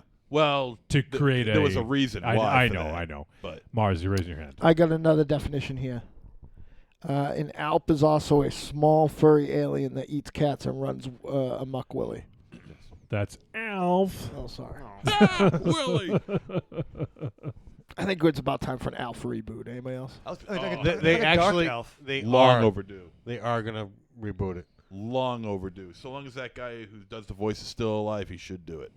Am I right that Willie kind of got in trouble a couple years back, kind of smoking A bunch some of crack? years back for child pornography. No, I didn't hear that. Whoa. Yeah. So he won't be invited back. No, he shouldn't. So That's right. So yeah, I mean this, Alf, and what are you doing? And this first short was, I don't know that it was a great introduction to the to the film. And one thing we didn't have is there was no rapper, No. It's just Not story even an Ice after Cube. story after story. which I didn't necessarily mind, because I do feel sometimes that they try to shoehorn one in, and then it just ends up being like not very good. So I didn't necessarily mind that. But I think this had a cool feel to it, and I liked a lot of the sort of the scenery. But yeah, I just didn't really, I don't know, it just didn't work for me. It didn't really do anything for me. No. I mean, the only thing, in lieu of having a rapper, it did have the book. Well, which sure, I like that yeah. too. And actually, I loved between each segment, they would kind of open up a little bit and kind of give a brief kind of synopsis. They give you sort of the title, who directed it, from what country they're from, and then You a get- brief little sort of like a blurb or a Yeah, synopsis like on. you would read in a storybook And it was kind of cool to set like, it up, of what the creature is about mostly. or the The or myth. the Or what myth. the Yeah, s- yeah. And it was the kind of myth. cool to like, whereas a lot of times, you know, whether it be the ABCs of Death or some of the other. And by the way, it was the same anthologies. people who, some of the same people who did the ABCs of Death did this Right. in terms Okay. of the production producers. But it was kind of cool to kind of see, all right, well, where are they taking this? With Yeah, just yeah. that premise, and what do you do with that assignment? And plus, it helps because in a short, you kind of need to set the scene quick, right? So I thought that did a pretty good job of doing that. But yeah, this one just was okay. It wasn't outstanding. It wasn't terrible, but it just didn't do much for me. Not a good lead Yeah, off batter. yeah, it wasn't Yeah. a great way to start off. Yeah. Could have been better. All right. So next we have Aries. Did you want to say anything about the first one? No. Okay. He apparently didn't like it. So the second short was Haunted by El Carisi, the Childbirth Djinn by Can Evernall, who Doesn't really roll off the tongue. No. I think it was. I think that each short has I think each one has a shorter name. Like when I look at on IMDb, this one is listed as Al Carisi or Die Trude. So I think so I think they have shorter names, but when you look, on the introduction to the film, it's sort of like a storybook title, So this one directed by Can Evernall from Turkey, our boy Can, who obviously did Baskin, which we fucking loved, and then he did Housewife, which we liked as which well. most of us liked. Yeah. So right away, I felt that this was this one started off and it had a different feel to it. For me, Can just has a knack for horror, and you could tell he's a huge fucking fan. He's seen a ton of films because he just does everything right. Like, I'll flat out say I didn't love this one either. No. But the way he directed it, you can tell he's such a fan, and he knows what to do to build tension. And it was well made. It was well conceived, well made, and technically well done. But I just didn't love the story. And once again, this could be sort of like, if we don't have like a cultural thing, or if we don't have an idea of what the folklore is, it might not have as much of an impact. If you grew up in Turkey and saw this and knew the folklore, I'm sure it'd have a much bigger impact on you. So like, I wonder if there's something lost in translation there with all these different countries having their own, these folklores from these countries, I have a small list of the segments that I thought were really good. And well, this we're was- going by one at a time. Oh, I know that. Oh, okay. And this was one of them. Okay. And I just liked the overall execution of it. I agree. That's I the thing just I thought liked, the yeah. execution was fantastic. I thought It was creepy. it was creepy. Yeah. It felt very secluded, very desolate. Even though it's kind of weird. I don't understand why, but I felt like this kind of a jarring, shocking transition from the first one, whereas the first film seems like it takes place at some time in the past. This felt more modern to you? And this felt more modern, but only because you got telephones and TVs running and things like that. But I don't know why, but it was for some reason the from the first short to the second short, it just felt very jarring to me because I expected, for some reason, I don't know why, but I expected all the stories to be like taking place set in the past. So this was kind of a bit jarring for me, but that's just objective. I want to ask, how old do you think that girl was, the pregnant girl? Oh God, She looked really young, looked right? maybe in- 16 or 17 In real life, or the character? Oh, I just mean the character. I was thinking like 16 or 15. 17, Under 20 years old. She looked really young to me. I mean, not that, under 35. not that someone who is 15 or 16 can't be pregnant, obviously, but it's just, she looked very young. If Yeah. you've ever been to Yeah. Cherry Valley, it's pretty much the norm. Millbury High in 1994. Yeah, and she's surrounded by, all this, this stress in her life. Yeah. They did a good job of showing that. Yeah. She's a caregiver of her mother, Mother or grandmother, whoever. who is whether she's I'm not saying she's a zombie, but she's going through some stuff. Not a zombie, but she's sick. She has some kind of like either it's dementia or some kind of condition where she's has to feed her and take care of her, and it's it's very creepy. And just the gore in this one though, I mean there is a significant. This one does have the significant goat violence and a lot of blood. Which is very, very brutal. But it's not real. I mean, oh yeah, no. I mean, tell Ollie that he didn't like it. Ollie. But and also a fucking crazy gash in the arm, the glass. Right. Oh yeah, that was pretty nasty. When the window broke. Yeah. There's some great prosthetic effects and effects in this that are. This one was really reserved, but I think that it had moment. It created this good dread and tension, and some of the moments really delivered. I may not have loved all those moments, especially the goat, but the thing I want to talk about is the name of it is Al Carisi, and an Al in folklore, Al or Hal it says so this is sort of in Persian, Armenian, Mongolian, Russian, Turkish, Azerbaijani. It's all like a folk. It's a creature from those countries, their folklore. Yeah. And is a class of demon in the folklore of the sort of Iran, Central Asia, Armenia. And it says owls are demons of childbirth, interfering with human reproduction. The owl is known by various other names, including Alk. It's got other names, obviously. And let's see. The owls steal the lung, liver, and heart of women in childbirth, pregnant women, and women who have just given birth. They also destroy embryos in the womb, causing miscarriage, and can steal babies 40 days after childbirth, replacing them with imps. They are male and female. They may have clay noses and fiery eyes and appear with sharp fangs, disheveled hair. So go on and on. But that's what this one was. It was a childbirth demon. And so this pregnant girl gave birth, and then she was also caring for her sick grandmother, I'm guessing, right? Yeah. Because of the age difference. And there were some cool moments in here, like especially there's that dream sequence where... Oh, yeah. With the brooch. I think that's a brooch yeah, anyway, I think or so, some sort of a pin. And then when the grandmother, like, she looks and her legs are not in the sofa where they normally are, like that was a pretty cool thing. And the end scene, I thought, was very effective as well. Yeah. I had to watch this one a couple of times because I want to make sure that I saw what I saw. And I'm glad I did, because at first I didn't get it. I know there's something there, but I wasn't too sure. But when I watched it the second time around, I got it. You know, I understood what Can was doing. So this story I did like quite a bit. Jump in.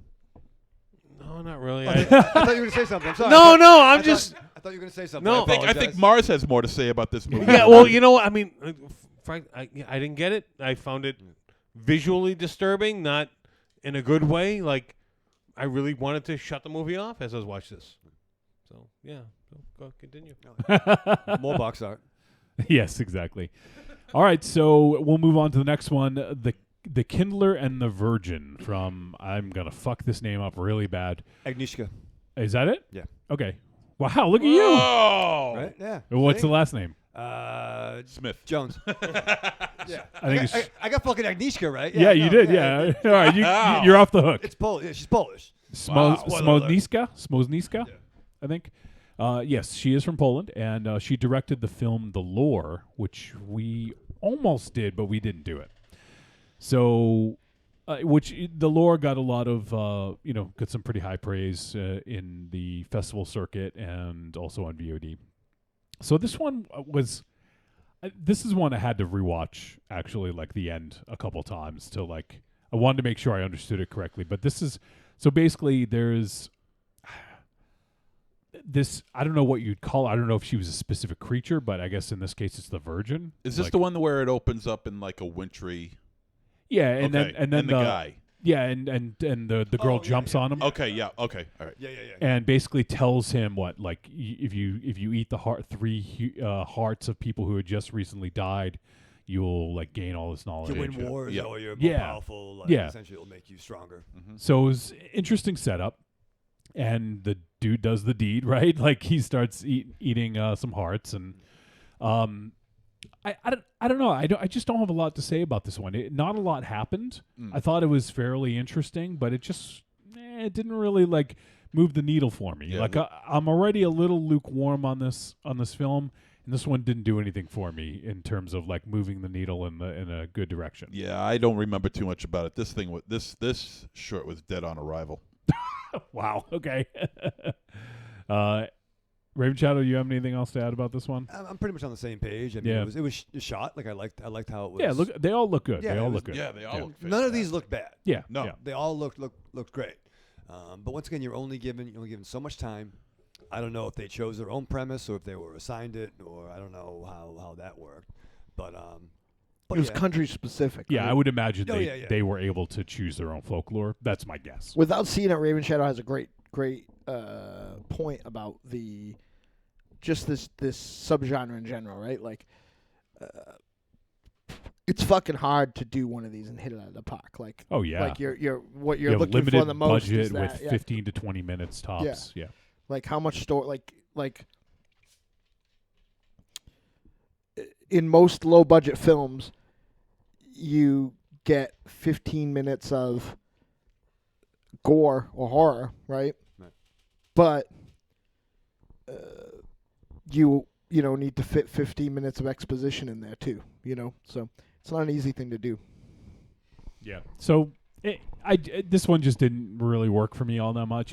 Not a lot happened, and it just wasn't super interesting to me. So I'm guessing Aries feels the same way about this than the other I two. was hoping someone would give me something that would spark a memory, but I got nothing on this. I don't even remember watching it. Eating the hearts. Yeah, The that's woman not in doing the grave. anything. The woman in the grave. Oh, that one. Yeah, no, I didn't like that one. There you go. Okay, yeah. See, I watched these a couple days ago, so it's they got to give me something to work with. I did kind of want like Hellboy to show up and fight all these demons. That would be You know what I Imagine if that was the rapper. That should have been Hellboy showing up. He's like, eat some pancakes afterwards. All right, so moving on to Beware the Melonheads from Calvin Lee Reeder. I like that cover of Mrs. Robinson. Yes. And he directed a movie, I haven't seen it, but a movie called The Rambler, which... It's my biography. yeah. And so this one moved the needle a little bit more for me. I actually... It was a little bit more lighthearted. The dad, I thought, was kind of a... Made for TV Thor. Little, yeah. I saw that too. Yeah. I thought it was like kind of funny though. Like he had some decent lines in this, and Yeah. it wasn't like it kind of it added a little bit of levity. Not that it really needed. Well, I think it did need it actually. So it adds some levity to it. Well, you know what what caught me was the fact that the first three stories that we've seen at this point were basically silent movies. There were very, very little dialogue. And then the United States shows up, and next thing you know, it's just dialogue. True, yeah. Dialogue. And it didn't, so I don't know if that says anything about the United States way of filmmaking in comparison to everyone else. But I think it just has to do with the story they were trying to tell. yeah. All right. I don't think it's an indication. I didn't. To be honest with you, I thought this was one of the worst. I think up to this point, I think it was my favorite one. Yeah. Well, maybe I like. There's things I liked more about the Can Evernoll one, but I think that this one had a good progression where at least like it felt like it built to something. Like and maybe No, I get what you're saying. Yeah, because the rest just kind of. The other films just kind of was like flatline. No curves in the storyline or anything like that. This one had a little bit more to it, and Yeah. So apparently, Melonheads. Once again, these are all based on folklore. This is actually a thing. I don't know. I've never heard of it before. Yeah, I never I have. have. You have? Yeah, we had I've heard of Lemonheads before, and they're delicious. No, we had some books about not only weird New England, but like Yeah, folklore, couple of yeah, kind of yeah, books. yeah. So this is one of those, like the Jersey Demon or whatever the fuck. Jersey Devil. Jersey Get Devil, I'm Bat sorry. Boy. Get Bat Boy. Do Bat Boy. What the fuck? Bat boy, bat boy, bat boy. Get bat boy. Get Gotta bat get a boy. bat What boy. you gonna do? What you gonna do when they come for you, bat boy, bat boy? Don't look at me. You dug this grave yourself. Get Well, I got no problem with it. I want to see him. Get bat boy, get bat boy, Yeah, get yeah, ball yeah. boy, get ball boy. That'll be a hit. Hit by a boy, ball boy. Get ball bag, Rufus and Ronaldo. Get bag boy. Get the bat boy. It's in bat boy, looking like a sat boy. From the dat boy, all around a fat boy. Rufus and Ronaldo, big old fat boys. That's. Look at Sasquatch walking like he's talking. Look at Sasquatch walking like he's talking. Goodness me, can't you see him on the talking? Get bat, bat boy. Get bat, he's a big fat boy. Get ball boy. I prefer the butts and the tall boys.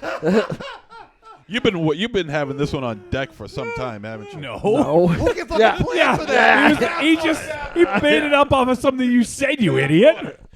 I'm like- why would he ever form those fucking thoughts in his head I'm like, before Hey, you said it? You know, you Because the never wings know. always flapping. Mark Zero passes out from his jokes and he's napping. Bat boy, Bat boy, what you gonna do? What you gonna do when they come for you? Bat boy, what you gonna do? What you gonna? He hangs out on the World Weekly News. He's a big chode and he knows what to do. Bat boy, what you gonna do? What you gonna do when he comes for you? You Bat bastards. boy, what you gonna do? What you gonna do when he comes for you? Bat boy's gonna stop a nuclear war. Then he's gonna go marry the chore. Bat boy, what you gonna do? What you gonna do when it comes for you? All right. Bat boy, we get what the you gonna point. do? Gonna show up in a Def Leppard moo. You dick. You are an ass. That was good. All right, That was Melanie. very good. I gotta give him props for that. He's not even drunk. I know. Wow. So melonheads in the American folklore of Michigan, Ohio, Connecticut, melonheads are beings generally described as small humanoids with bulbous heads who occasionally emerge from hiding places to attack people. Different variations of the legend attribute different origins to the entities. So, yeah, I'm not familiar with this. So, but I thought this was cool. Like, we have a family who is moving to a new place, obviously, and the their son is like, he looks out. and- Alfred or Arnold, what's his name? whatever, Arnold. It doesn't matter. Arnold, yeah, fuck him. Arnold. Ronald Schwarzenegger. Yes. And Willis. So he's, looks out, and then eventually, later on, he's playing with the ball, and then ball rolls into the forest. He goes after it, and then he meets one of the melonheads whose head is obscured. Yeah. And so, like, the parents think it's like a imaginary friend or whatever. And so eventually, I won't give it all away, but, we get to meet some melonheads, and some stuff happens. And so I thought this one was... I thought it was okay. Like, it's creepy but a bit comical. I thought there was some good stuff in there. I didn't like the ending though. It was like really abrupt and just didn't feel right. Like, I know what they were going for, but it just like Very mean-spirited. very mean-spirited. And I think they could have had a more haunting ending or something, Because it went. I mean, once again, for the gore or some violence, it definitely had. And it kind of left an unanswered question as to what Mom was screaming at. Well, yeah, it 'Cause, left a lot you of know, unanswered. Because Yeah, I would yeah. really Well, like yeah. to know what that was about. Yeah. It definitely felt like this should have been like the first 20 minutes of a movie. Like, Yeah. they should have been like Yeah. the movie title flash at that point, and then the actual movies start. Okay. Yeah. Yeah, it was interesting, and if I'd known more about the folklore, like, it probably was interesting to see what they did to Arnold. Because I think that might be kind of interesting to explore. But Yeah, I think some kind of thing where it's like Pip the Troll. If you hang out with melonheads, you become a melonhead. Yeah. Kind of thing. and I did like the I don't know, the melonhead father or whatever you want to call him. He did. Yeah. He didn't. Obviously, wasn't him, but he reminded me of the guy from Twin Peaks. Yes, Yeah, that's who yeah. I thought it was. Because his head was sort of a little warped and a little weird, That's who I thought it was at first. Yeah, he did look like him, but I yeah. could have sworn that was him. I am the arm. It definitely continues. We have animal violence and we have a lot of rock on human violence. Yeah, yeah. I wonder if they had consulted one another. You gonna say something, Mars? Was it like Raven Shadow? Was it like rock violence, like Stones, or like Rocky Maivia? Yes. It doesn't matter which one it was. Wow.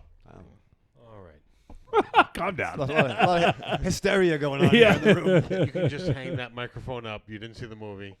Wow. What's funny is I got more to say about it than you did, and you did. No. By making bad jokes, you have more to say about it? You're just mad that I slammed you the minute you saw me today, and it was like, and nobody saw it. Nobody heard how fucking tragic I took you down. Wow. I gave you a verbal rock bottom. Wow. How about that? Yeah, no, you really didn't. You really didn't. You might have thought you show did, you. but you really didn't. All right, let's move on. Next one is Whatever Happened to Panagast the Pagan, So I've been asking for a long fucking time. Where the fuck is that dude? directed by Yanis Veslimis. Greece. So he had directed a film called Norway in 2014, which I'm not familiar with. And this one was definitely different. This one had a more sort of traditional folklore feel to it. Is this the black and white one? No. This is the one with the troll. Yeah. And the blue flame. Yeah. So I thought that there was some cool imagery in this, and I obviously these guys are working with a pretty small budget, so I thought they had some sort of inventive ways of filming this and showing some stuff. But I don't know, like once again, I thought there was some cool stuff in this, but it didn't really the trajectory didn't really go anywhere for me. Like. Yeah, when you were talking about the budgetary constraints, I thought the makeup effects for the troll were rather. I actually thought it was fine. I mean they're okay for what they are, but I mean. Well, they work obviously spent some time and effort on the head. Yeah, but that's it. That's it. Yeah, like 99% head, and then body was just like, just oh painted. yeah, he's gonna be topless at some point, and that it was like an afterthought. Yeah. But I feel that this story lacked because we didn't know the origin of it. I felt if it was something that was ingrained in us, like that we knew from growing up, it would have hit home a little bit more. Once again, it's that cultural disconnect without understanding, and even the Melonheads. If I had Raven Shadow had heard of Melonheads, but for me, I hadn't. So I think there is a disconnect. I think it's cool that they're doing this. But I think that there is a disconnect because these are somewhat more obscure or from different cultures that we're not familiar with. So I think the impact, it just isn't quite there, And they're not giving enough time to let it build. Let us actually feel it. Yeah, I think that's part of the problem is that there's just too many short stories crammed into a 2-hour movie. There was 7, right? I think. No, there's more than that. I think there's like 8 or 9, like 9 or 10. 8. There's 8. 8. Yep. Wow. Yeah, I think if they cut that in half, you could have had better overall stories. I would agree with that, but I think that some of these bordered on being too long too. Because when you get 8 at 15 to 20 minutes a pop, Yeah. Well, that's the problem. I mean, it's difficult to say that these movies need to be longer. You can't force someone to feel this backstory that was ingrained in some people. Right. I mean, that's we at a distinct disadvantage having none of this backstory. Yeah. But if one of these really hit home for us, like if it was a Massachusetts, folklore thing, it would be like, oh my God, this is exactly. I've been hearing about this ever since I was a child. This really resonated with me. We don't have any of that, so this is completely foreign to us. And to your point, I mean, we have a local legend very near where most of us live called Spider Gates, which has made its way into some of those books I was mentioning earlier. But once again, if you're not from this area, it's not going to might not translate as well. Yeah. But I would love to see some, in this country, do like, the Mothman and Bat Boy. Bigfoot. Bat Boy, Jersey What Devil. you gotta do? What you gotta do when it comes for you? Mothman, fly into the flame, fly into the flame, 'cause his shirt is lame. Mothman, what you gonna do? Mothman, what you gonna do? This carrier is terrible and you are too. Mothman. Or chapstick. Mothman, he didn't mean harm, but then he caused a car crash. In the mic. I lost his arm. Mothman, the joke is all the same. Mothman, and he can't get a dame. Mothman. As you were, Monster Zero. Thank you. That it? You don't have anything else? Yeah, I didn't particularly care for this one. All right. Anyone else have anything to say about whatever happened to Panagast the Pagan? No. All right. Pass. Next, we have The Palace of Horrors, directed by Ashim Aliwalia, and she has I think she's from India, if I'm not mistaken. Yes. And You're she correct, sir. she has directed some crime films. I think one was a documentary, and so I haven't seen them, so I can't comment on them. But it seems like maybe they dabbled in horror a little bit, from what I could tell. But so this one definitely takes place. It's filmed to look like it takes place in like the 1920s, 30s, I believe, and they were basically going into the jungle of, what was it, Bengali, right? They were looking for tigers for the circus, right? You're correct, sir. So kind of an interesting premise. I thought that I kind of really like that, because we can, even though we may not know some of what's going on in the folklore, we can relate to, was it Barnum? Yeah, Is that what Ringling they said? Brothers. It's Yeah. for- Ringling, yeah. Mm-hmm. So, and they were talking about getting some tigers, and they would pay for it and all this stuff. So I thought that, there was some cool stuff going on, and I liked the look of it, and it looked like it was from, like, they did a good job of making it look like it was supposed to be from that era, So I thought this one was pretty cool, and there were some creepy elements to it, but I think, and some interesting parts, but I think ultimately, once again, it just kind of fell flat. Yeah. A little bit long, too. Yeah, like I said, I think they did some good things here, but I don't know, like I just think- kind of fell flat. I think comparatively speaking, I think this one wasn't too bad. I mean, I did like some of the sort of, I wouldn't call it necessarily Lovecraftian horror, but sort of that unknown, like I did enjoy some of that of the box, I don't know what. That's Raven Shadow and his new phone. Shit. What'd you do? What are you doing? Put the mic up to her. I want to hear what it's saying. It was fucking Bixby. Bixby? Yeah. Bill Bixby. Bill Bixby. Yeah, no, it's got a fucking weird, like, I think it's like Clayton? a Siri app. Oh, that's Clayton Bigsby. Don't do that. It has a Siri app that's named Bixby. Bixby, Yeah. yeah. Well, it's like that, but I got that too. Bixby. Okay. see, who's the goose now? You too. Oh. We must be the only ones. Yeah, Bixby brothers, Yeah. the Bix boys. No, you know what? It's weird. I watched this one time and I remember liking it, but now when I think back, I can't understand. I can't remember why. Yep. But I do remember liking it. Maybe it has to do with that circus mentality, where they're, back in the day. Yeah. I mean, I think we can all. I think that kind of played into my interest. I'm not saying we can relate to it, but it's something that we can grasp onto. Yeah. So I think if there may have been, I mean, this brings to light, maybe if they had a way for us dumb Americans to connect to their folklore, like a little story hook or something that made sense to us, maybe we could have grasped it a little bit better. I'm not saying that they all should have done that, but I think that if there was something we could relate to a little bit more, that might have been better. Mm-hmm. So, I mean, this one definitely had potential, but it just didn't follow through. yeah. All right, so moving on, we got two more to talk about. A Nocturnal Breath from Katrine Gabe. And Katrine had directed a film called Nothing Bad Can Happen from 2013. Once again, not familiar with it.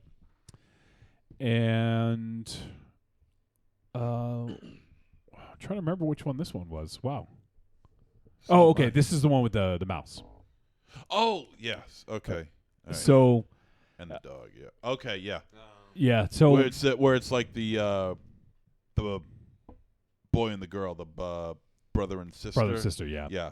That are outside it mostly spends outside their hut or shack. The blonde girl. Yeah. The blonde girl and her brother. So this one was I don't know. I didn't take a note. I don't remember what kind of monster this was, but it said something about at the beginning. It takes over someone's soul, and then you have to kill it, but then it kills the person. I forget the whole premise of this one. It's mentioned in the synopsis before the short starts, and I got lost on it a little bit. So this one was basically we have the brother and sister, and then the sister seems like she's possessed, and the brother's trying to like help her out and like fight it off, and then he realizes that there's like this little mouse that seems to be the what's causing it. And so once again, some more fucking might as well call this the field guide to killing animals. Because we had 2 animal deaths in this one, right? Yeah. It was the goats. cow. No, the cow. The cow and the dog. I forgot about the cow. Now, once I'm not cool with any of it, but like obviously the dog probably hits closer to home for a lot of people, Yeah, my dog did not like that dog dying. It jumped up. Like, I don't know what they did to make it that realistic, but my dog jumped up when that happened. Yeah. And there's one scene that's, so I guess there's a bit of a spoiler, but we have the brother who goes and tries to take the demon out of his sister in a very odd way by giving her like a really kind of passionate tongue kiss. That's how you get demons out. Yeah, listen, it's like it just looked a little bit more than taking a demon out of someone's mouth. Well, you know what? MZ, demonstrate on Mars. Yeah. He's got lots of demons inside of him. You got to get them out. Mars it's has a going lot to be of awfully demons. hard to believe that you're a hot blonde chick. Put on a wig. Put a wig hold on. on. Hey, hold on.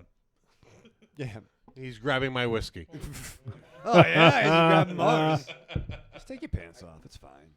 It is fine. Take your pants It's off. fine. Just go. I'm full of demons. Yeah. Ooh. I'm full of Siemens. Whoa. Well, I don't want you to release those inside of me. Aw. I'll be like, No, I said get the demon out. Get the demon out. you should see me. I'm like a seahorse giving birth. Oh, Jesus. Does Aquaman ride you? You wish. No, I don't. You're the one that wishes Aquaman rode a seahorse. Well, yeah. That's why I brought it up, you seahorse. asshole. He rode a giant seahorse. He should, with a Not saddle all the and everything. time. Like No, but he down. did You also had sex one time. once. All right. I don't really have much more to say about this one. You guys pass? Okay. And then the last one, Cobbler's Lot from Peter Strickland. And Peter Strickland directed Barbarian Sound Studio, which I quite enjoyed. Can't say the same about this one. I thought this was the best story of the bunch. Really? I did. I like the silent movie. I did not. Idea of this. Yeah. Yeah. I wish they held true to that throughout the whole thing. I know where you're going with that. Sound effects. I know where you're going with that, and I agree. I mean, because if you're going to go in all the way. Because they went in 80%. Just And to- Now, which country is this one from? I'm trying to remember. I'll look it up. I forget where Peter Strickland's from, but I'll look it up. I think it was I'm getting my moves. Hungary. It was Hungary. Yep. Yeah. Yep. A lot of wild hair in Hungary. Yeah. You know, especially if you work in a shoe store. I mean, you got some pretty wild hair. You're Yeah, in. those first 2 guys could have been Robert Smith stand-ins. Right? Yeah. No kidding, right? No, I thought this was easily the best of the bunch. I felt that the story was very coherent. You know, the story made sense. It just felt like a real old-fashioned folklore tale instead of it really didn't miss anything or have anything that that we couldn't understand through the translation, unlike the other stories. This was easily the best. I mean, none of the stories here are really genuinely scary, first of all. And this one goes along with that. I just thought it was a very, I guess I'm going to have to say, comparatively speaking to the rest of the movie, this was the best. It had everything going for it. It's not. I'm not saying that it's the greatest thing I've ever seen. Far from it. But comparatively speaking to the rest of the movie, this was the best. This was the best short in the movie. I feel like this whole. How do I like? This was like somebody on life support, where it was just like a flat line throughout the whole thing, and then maybe occasionally. Like there'd be like a quick little blip, like it just was like so just like I don't want to say one note, but just kind of was just riding along. Not like it wasn't a lot of stuff that happened, like. And I think that's fine to have one or two or maybe even three like that. But I think the fact that all 8, for the most part, aside from the Can Evernol, I think was the one that had more ups and downs probably. Yeah. And maybe the Melonheads one had a little bit of that as well. But aside from that, it was pretty flat. And I don't know, like I feel there should be some good variety in a horror anthology. And I know we're sort of like, does anyone else have anything to say about Cobbler's Lot before we? Nah, man. Well, no, I mean, I like the idea behind it. Yeah. It is a very difficult thing to pull off in today's age. Basically, two brothers who are vying for. Were they brothers? Yes. Yeah, it's the vying for the love and affection of a woman. Of a princess. Princess, yeah. But I mean, the idea of it, like the story was, it's a mediocre story. Just the way it was filmed, I thought was. Oh, looked great. It looked great, and it was a very challenging idea to do in today's age to pull off a silent movie. Sure. Even a silent short, because visually they're overacting, and then it's just you get this little blip of. This is what's happening. It's just like, okay, that doesn't fully match what they're doing, but in the silent film era, that's what happened. Everyone just physically overacted, and then you got this little bit of, But it wasn't dialogue. just that. It was also the makeup effects, because even though this was shot in color and presented in color, the characters had makeup on their faces as if they were like it was doing filmed it in black and white. Yes, which really gave it a really interesting look, and I really dug this one. This one is. I'm not going to say it's going to save the movie. Yeah, it's not going to save the movie, but it is. At least ended on a high note for you. The problem is visually it is very good. Yeah. And very well acted. My problem with is I didn't fucking understand it. Like people died and then they weren't dead, and then other people died, and it's like, what the fuck is happening? I didn't get it. Like, no. I'm sorry. Maybe other people in this room understand things better than me, but what? Like, fuck off. This movie was just too absurd even for this. This short was too absurd even for the rest of this movie for me. Like, it was visually the best one, storyline, the worst one. Yeah. So I guess we'll move on to just kind of overall thoughts, and then we'll get into a verdict. And yeah, like I was saying, like this was kind of like just like kind of a very kind of flat line with some little blips here and there. Yeah. I don't know. Like I feel if you're doing an anthology, you need to really vary it up and get some different sort of styles in there. I would like to have seen something that had maybe, not necessarily more gore, but like that was more horror, like centric, like strict horror, or just some just variety, right? Well, the thing that caught my eye was the fact that outside of the United States, Greece, and India, everything was European. I mean, you had America, you had Mediterranean, but everything else was European. There was nothing German from and yeah, there was Hungary. nothing from South America, nothing from Africa, nothing from Australia or New Zealand. Yeah, good nothing point. from any from Japan, China. I agree that it would have been Korea. nice to I have. think if they spread it out a little bit more. Yeah, that's actually a really good point. I think it would have been nice to do one from each continent, right? Yeah. Because I would love to get, like, I really would have enjoyed seeing more of an Asian influence in this too, just to give it some more variety, whether it was Korean, Japanese, Chinese, like, because they do horror like really well, for the most part. And I would have liked to have seen something like that. And plus, they have some really cool myth and folklore as well. Now, I'm sure they're thinking, hey, if this is successful, we can do a part 2, part 3, we can do a few sequels. But yeah, I think you're right. Like, it would have been nice to get some more variety instead of having it be very European centric. But I think we're also getting a lot of Japanese horror movie guess who's going to lose their new phone soon? Yeah, that's going to go out the window. I'm trying, man. Go back to your flip phone go back to your fucking beeper, your pager. This is weird. Maybe keep it in your pocket, not on the table. It's so fucking big. That's something you never had to say before in your entire life. Something in your pocket be that big. It's The hell it is. I can't bend down like I used to. I can't. Dear I can't, Lord. I can't do my super kicks. No, I think there's a lot of Japanese horror that's in this country already. So I think they maybe were trying to avoid that with a lot of the God, the words escaping me. The Ring and the remakes of the movies. But these are all filmmakers who've had films come out like not. I get what you're saying, but these are all like fairly up and coming filmmakers who've had like somewhat successful films over the last like 5 to 8 years, or 8, between like the last 8 years, let's say. So, I think that they probably just found some good young directors who are available and wanted to do it. Yeah. I don't think they probably put much more thought into it, but I think it really would have. I think it would have been more interesting, and that's a good point, MZ, that I hadn't thought of. I think it would have been better if they varied it up a little bit more, and because this was very European centric. Not that that's a bad thing per se.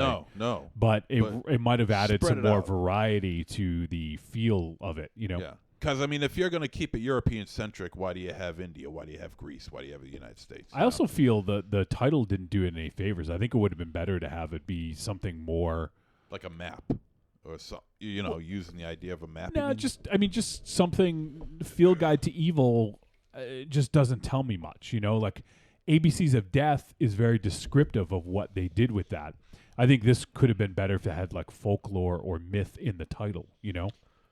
Something like that, because then it would set you up a little bit better. Yeah, it led me to believe it was going to be a different movie than it was. Yeah, because in a way it tries to explore the foundations of horror but as far as I'm aware, I've never seen any movies that actually utilize these myths.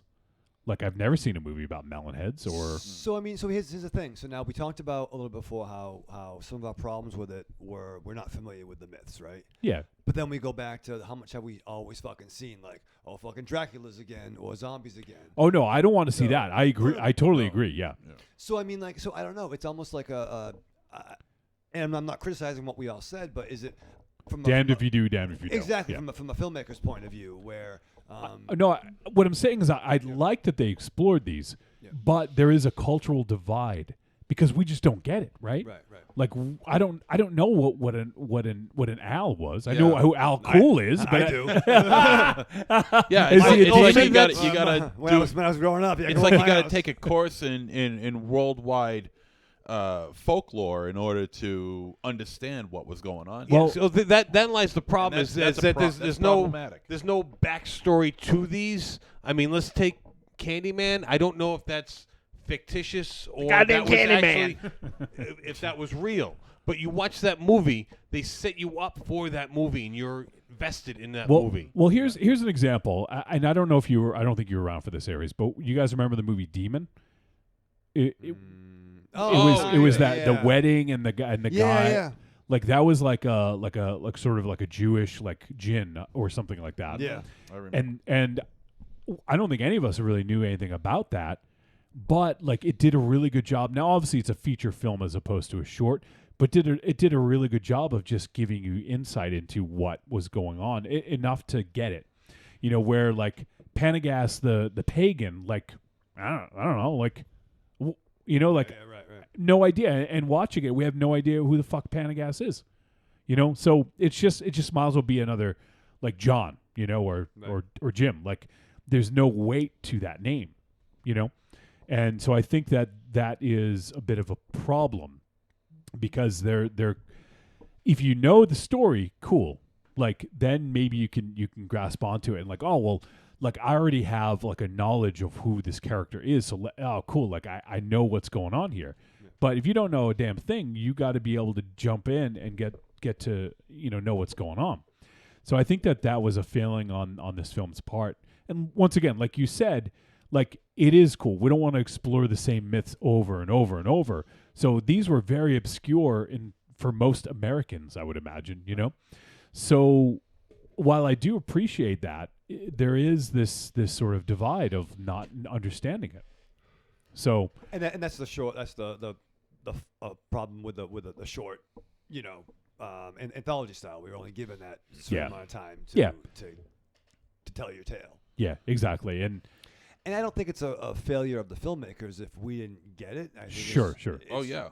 This should do well in the European countries. Yeah.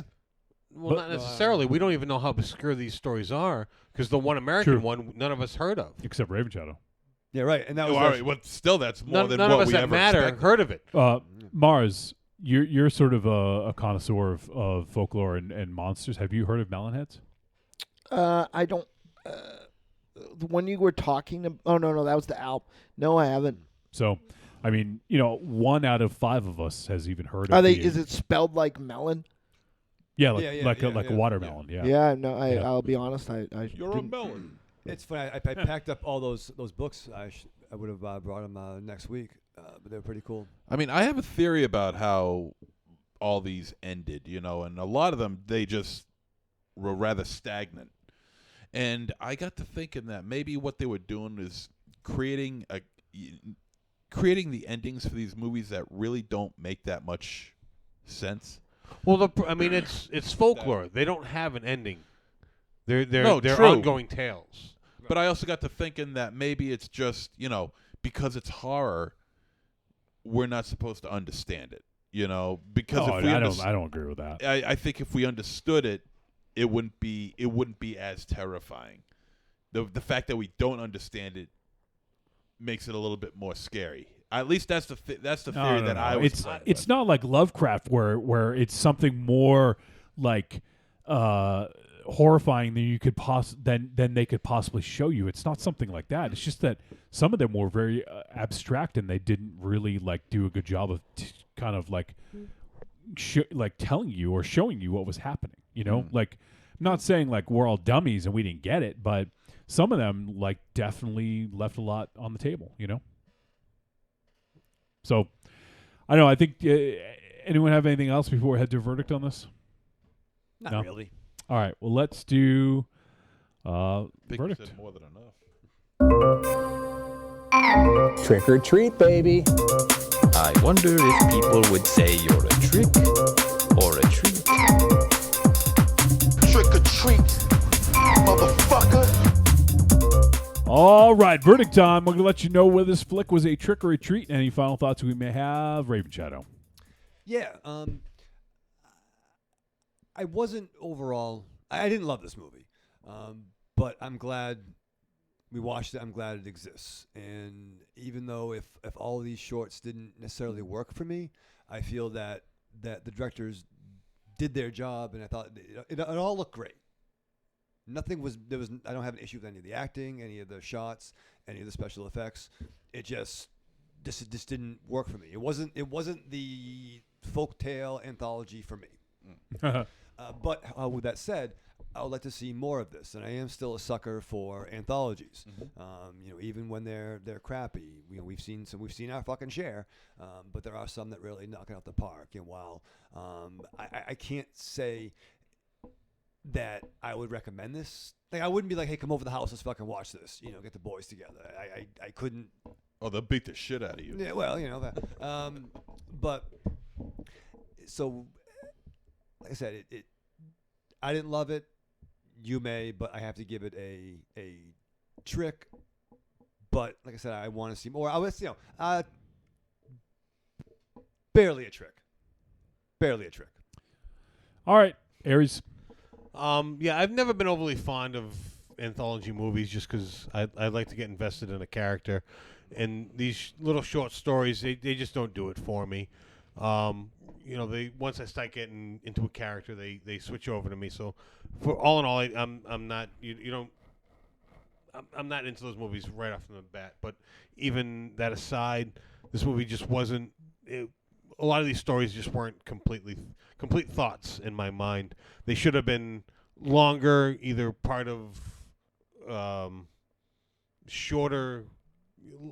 An anthology movie with shorter stories, so they had more times to explore, or just full stories in and of themselves. It's hard to say because I'm not familiar with the backstories, and they didn't give me much to work with. So, in my mind, just you're better off watching something else, something you can get invested in. So this movie is a trick. Excuse me. All right, MZ. I will give the film credit for when during the end credits they list all the credits for all the films, and right down to catering and shit like that. Which okay, I'll give them props for that. That said, that's an awfully long end credit sequence. That's like 11 minutes long, which is redonkulous. As I said, Cobbler is I thought was the best.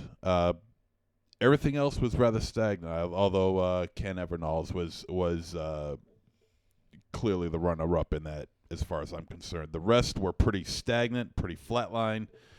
There was just nothing there, and that's really a shame because I love anthologies, and this was just bad, just real bad. This is a trick, and my fourth trick in a row, by the way. Wow. Quadruple trick. Yeah, we got to start stepping up our game here, Johnny. Come on. Yeah, well, hey, I don't make the movie. Maybe you should. What did we do last? Oh, last week we did 2 films. Yeah. Oh, so you did Headhunter and Triple Threat, and then the week before we did Boone the Bounty Hunter. Yeah. All right. Mars, after hearing us talk about it, sort of, you have any interest in watching this? Absolutely, positively none.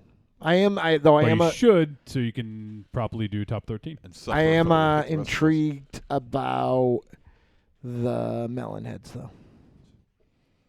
All right. So not Evan Dando, right? We're talking about someone different. Correct. Yes. Because I hate that guy. He's really handsome and should be able to. That's sing the that good. Lemonheads. Yeah. Fuck that guy. And he was in the Blake. Wait, you hate someone who's handsome? Yeah, I think you shouldn't be able to sing that good and be that fucking beautiful as Evan Dando is.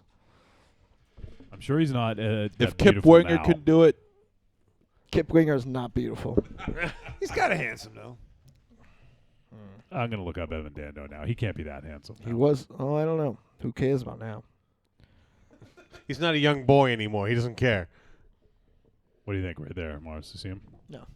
Is he handsome still? He's I very don't like rugged. Beards. I don't like beards. Oh, there you go. So he's not handsome. Is it all the same dude? Yeah. So that dude in there is like the same dude with the short hair over there. Talking to the mic. That dude with the beard and the hair is the same dude as the short. Yeah. Oh, you got to keep his hair long and keep it bearded. yeah. All right. So Mars doesn't care. He should see it. Just like the rest of us. We all watched it. You could have watched it. We should have fucking bullshitted. I wanted to see that. And for me, this is a trick. It just didn't go anywhere really. Like there was some inspired moments, but when there's 8 shorts and none of them really stuck out, and like we had trouble even remembering what happened in some of them, and I finished watching it today. Like I don't know. I was actually really looking forward to this too, especially when I saw some of the talent involved and Ken Evernall. Obviously, I get really excited when I see Ken's name. But then some of the Goodnight Mommy director, the Barbarian Sound Studio director, I was like, man, this is going to be cool. This is going to be cool. It's going to explore folklore, but just didn't work.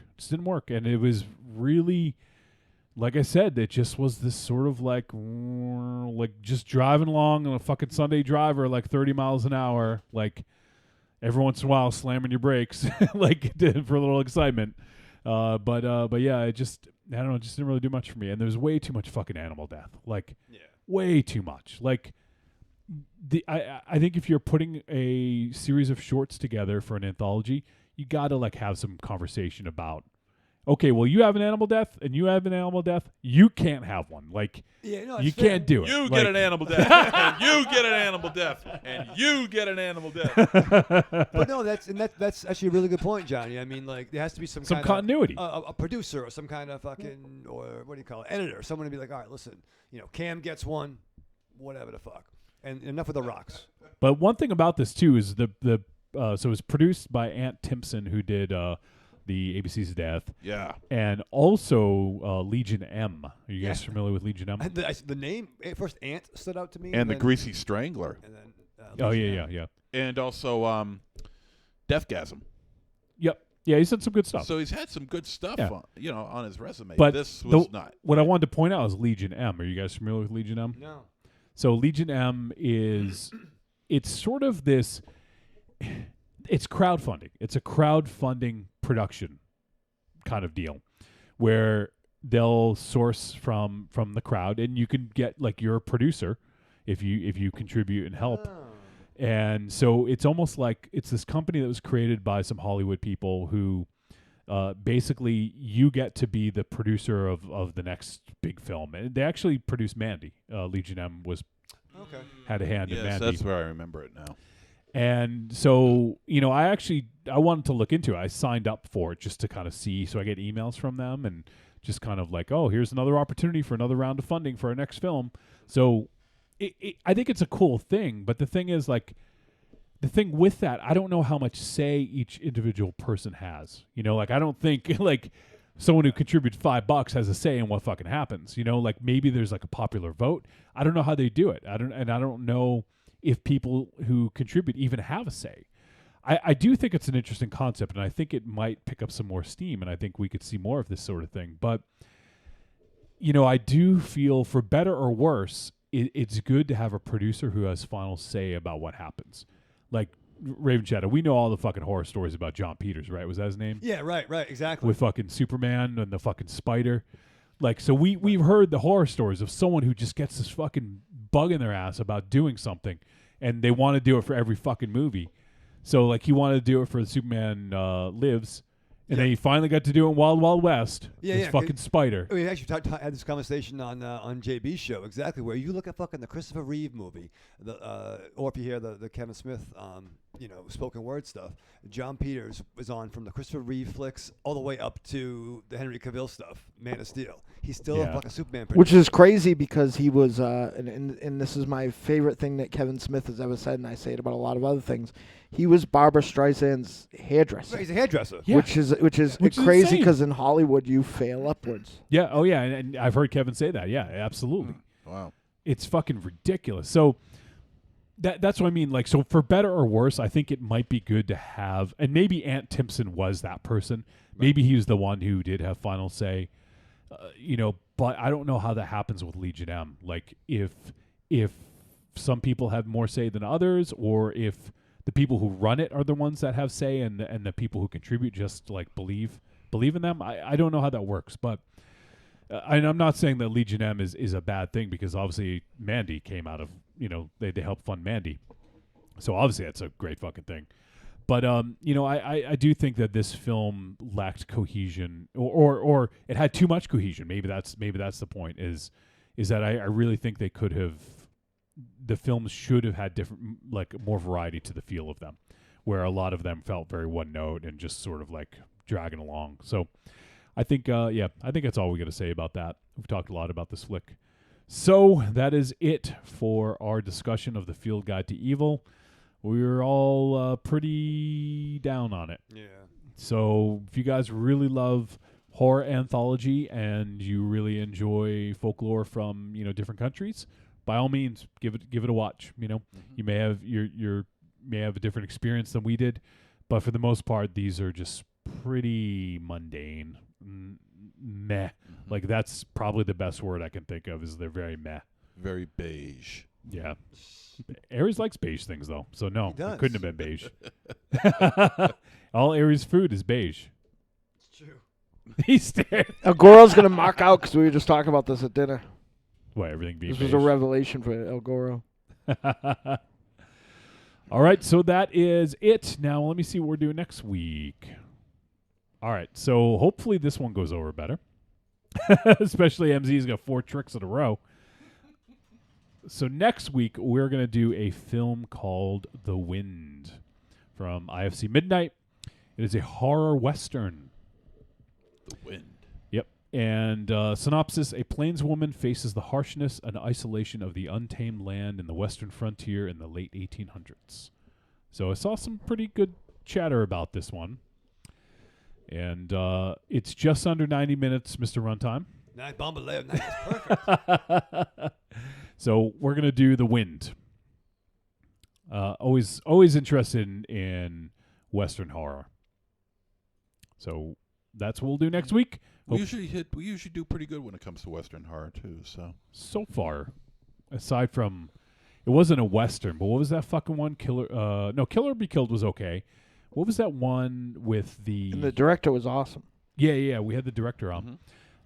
Shit. Dead West, was that the name of that one? Oh yeah, that was fucking terrible. Bone Tomahawk was those. Dead West wasn't a Western per se, though. It had Western sensibilities in a modern day, but that one was terrible. Bone Tomahawk obviously is fucking great. So, all right, so we're gonna check out The Wind. If you guys want to check it out, it is available on VOD. It was came out 2 weeks ago, April 5th. So it's available. You can watch it on Amazon and probably iTunes and some of the others. So. Give it a look if you want to play along at home. And if you do want to give us your thoughts, feel free to send a voicemail, podcast@trickortreatradio.com. Now, I kind of wanted to end soon, so I think we're going to skip the next break, Rave Job. You're cool with that? Fuck. We have 3 voicemail to get to, and then we're going to wrap it up. So, That's cool. So let's head to voicemail, and we're going to hear from someone we haven't heard from in a while. I think we actually mentioned him somewhat recently, or he was mentioned recently on the show. And I miss this dude. So let's hear from our boy, Joshua Libre. Nice. Yo, what's up, Trick or Treat Radio? Joshua Libre here. Just wanted to call, well, not really calling, but I just want to leave a voicemail because, damn, you guys had me cracking up last week when you guys were trying to figure out what tenderoni was. And I thought Mars had it right from the beginning. My mind immediately went to like, oh, he's referencing the Massachusetts very own Bobby Brown. I thought he was mentioning he was referencing the Bobby Brown song Roni.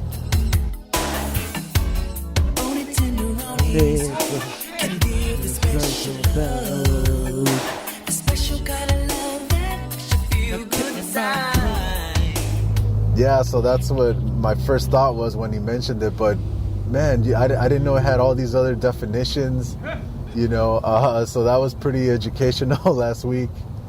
But goddamn, I was laughing my ass off. But also, I wanted to say sorry I couldn't make it out this past week to Deadeye's 25th anniversary show and the screening of the Survival of the Film Freaks documentary.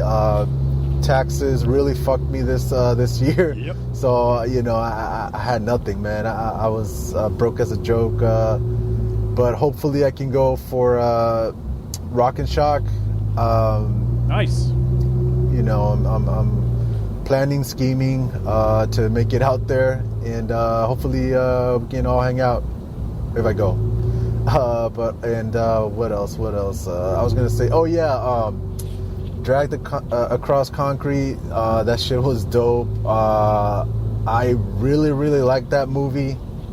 And when I saw the credits that the songs were by the OJs, I was like, oh, I fucking love this movie now. Because I had no idea it was Eddie Laverne, in the OJs. Because I liked the songs, but I couldn't put my finger on who it was. But when I saw it was the OJs, I was like, oh yeah, I fucking love this movie now. but yeah, that movie, I like that it's kind of a palate cleanser of the rhythm and pacing of your average normal movie. You know, this is one of those movies that it is long. It's a little too long, but the pacing, I don't know, it's just different from other movies, and I like when movies do that because it's a little jarring because we're so used to a certain rhythm of movies, you know, a certain beat that movies have, and this is one of those movies that's kind of is at a different beat. I don't know if that made sense, but I'm just, No, you know, gotcha. but I really enjoyed it. And, you know, Mel Gibson, you know, I know, you know, he said some shitty things or whatever, or not whatever, but, you know, some pretty reprehensible things. It wasn't like he held a press conference and announced all these thoughts that he had, you know. I don't know if he's a racist. I mean, I know his dad is a real nut. His dad is a legit nutcase. But I don't know, man. I really dig Mel Gibson when he does movies. You know, I wouldn't vote for him to be mayor or you know like a moral leader or anything. But I like when he makes movies, and that's about it. You know, and he's a legit bona fide movie star because every time he does a movie, I'm just interested. It just sucks you in, you know. I'm surprised you haven't heard about me. You know, I got a bad reputation. Sometimes I just go nuts like now. I think he you know, he's a great actor, I think he's a great director. You know, subject matters aside from his movies, I think his movies have a pretty really great craft to them. But yeah, anyways, I'm rambling. Like the Dragged Across Concrete, I want the soundtrack, and I wouldn't have known about that movie if you guys hadn't reviewed it, so thank you guys for that. Anyways, okay, I'm gonna take off. So you guys have a great show. Hopefully I can talk to you guys later, and bye. Gentlemen, show Officer Riggs into the street. I'll make a deal with you, Arjun. Arjun, is that or Aryan or whatever the fuck your name is? I'll make a little deal with you. You fold up your tents and get the fuck out of my country, and I won't do anything to you. I'll leave you alone. Because if you stick around here, I'm gonna fuck your ass. Wow. I'm gonna send you home with your balls in a sling. You got that? Well, Actually, yeah. I make you humble. Well, it's great to fucking hear from Joshua Libre. Miss be on that the dude, show. and Yeah. and that would be fucking awesome if you made it off of Rocket Chuck, bud. You know, I'm in very early stages of it, but the Deadites won't be playing around Rock and Chalk this year. Wow. Well, I just can't. Like, I love all of our Trick or Treat Radio listeners, but when I was I had a chat with, you know, our old friend Ethan Glufabitz recently, and I just feel like it's leaving a lot of like, I don't know. We started playing Rock and Chalk, we started drawing 50 people. Before Rock and Chalk, we were, you know, drawing like 125. So I'd like to try, you know, as we're on our last run here, I'd like to try to make sure that we make that happen. But I'm getting together with Matrix and maybe some other people with a similar name, and maybe working on something cool for that weekend. So I'll let you know something different that's never happened before. So Nice. So awesome to hear from you, Joshua Libre, and hopefully we'll get to see you in a few months, buddy. All right, from one Josh to another, let's hear from Arkham Josh. Hey, Trick or Treat Radio guys, it's Arkham Josh here. Just calling in, saying hi. Really hoping everything went well last weekend. Still kind of bummed that I could not be there. I was bummed too. But, you know, want to catch up on the movies and, you know, congratulate you guys on episode 351. You know, after 350, you know, so I guess it's tough to keep going, right? It's all downhill from there. So I'll hop right into it. So I watched this week's film, The Field Guide to Evil, and I thought it was something I was kind of looking forward to, but I wasn't super familiar with. And I think it kind of, to me, is a lot like many of these other recent anthology films, like the ABCs of Death and stuff, where it's somewhat uneven, but overall it is good. I think some of the segments are great, while some I was just kind of like, eh. There was one where I was kind of surprised this made it into the movie. But overall, I would say it is a treat and a recommend. I think there's a lot of great stuff in there. And even many of the segments that didn't fully work for me either like look great or have a really good aspect about them. I don't really want to kind of dig into each one though. And that would start taking time. But I think like there was only one where I was just kind of like completely out on. And all the rest, like I said, they at least look great or have a great aspect. So I would definitely give it a treat and a recommend. If you hear a weird noise in the background, that's my dog drinking water out of the bowl around the corner from where I'm sitting. Also, I want to catch up on last week's films. So, Headhunter, I quite enjoyed. I kind of saw you guys' criticism in it too, on some of the things that either could have been explained a little more, or maybe like small things that didn't like fully make a lot of sense, like the weight of the heads, especially given how easy they were apparently to pierce with just wood right through the skull twice. But I think I was able to overlook some of those things because I was just really impressed with the overall filmmaking and the look of the film and the kind of feel and mood of the movie. I really enjoyed Headhunter, so I would definitely give that one a treat and a recommend as well. I'm actually really kind of interested to see what else that filmmaker does now. And I mean, I had seen at least one of the Thanksgiving films and wasn't really thrilled with it, but this is definitely very interesting, so I'll keep an eye out. And then Triple Threat, which I think you guys were a little bit more down on it than I was. I didn't think it was great, but I thought it was really entertaining. And I guess this one I would probably go with tepid treat. And as far as a recommend, I'd say like if it's on a streaming service you're already paying for, go ahead and watch it. I wouldn't say go out of your way to watch it because there isn't anything really like exceptional about it in any way, but it was certainly entertaining. Moved from point A to point B to point C like without really any lag to me, and I had fun. The one thing I do want to mention is, in the discussion last week, I know, Mars, you had made a comment about Iko's character being named Jaka, and saying that it seemed too on the nose, and likening it to if they had named the American character like New York or Brooklyn. And I'm assuming that you're referencing, Jaka being short for Jakarta or something like Which that. Which is what I assumed. Because the character was Indonesian. I actually think it was definitely an on-the-nose name, but I don't think that was the reference. Okay, hit me, baby.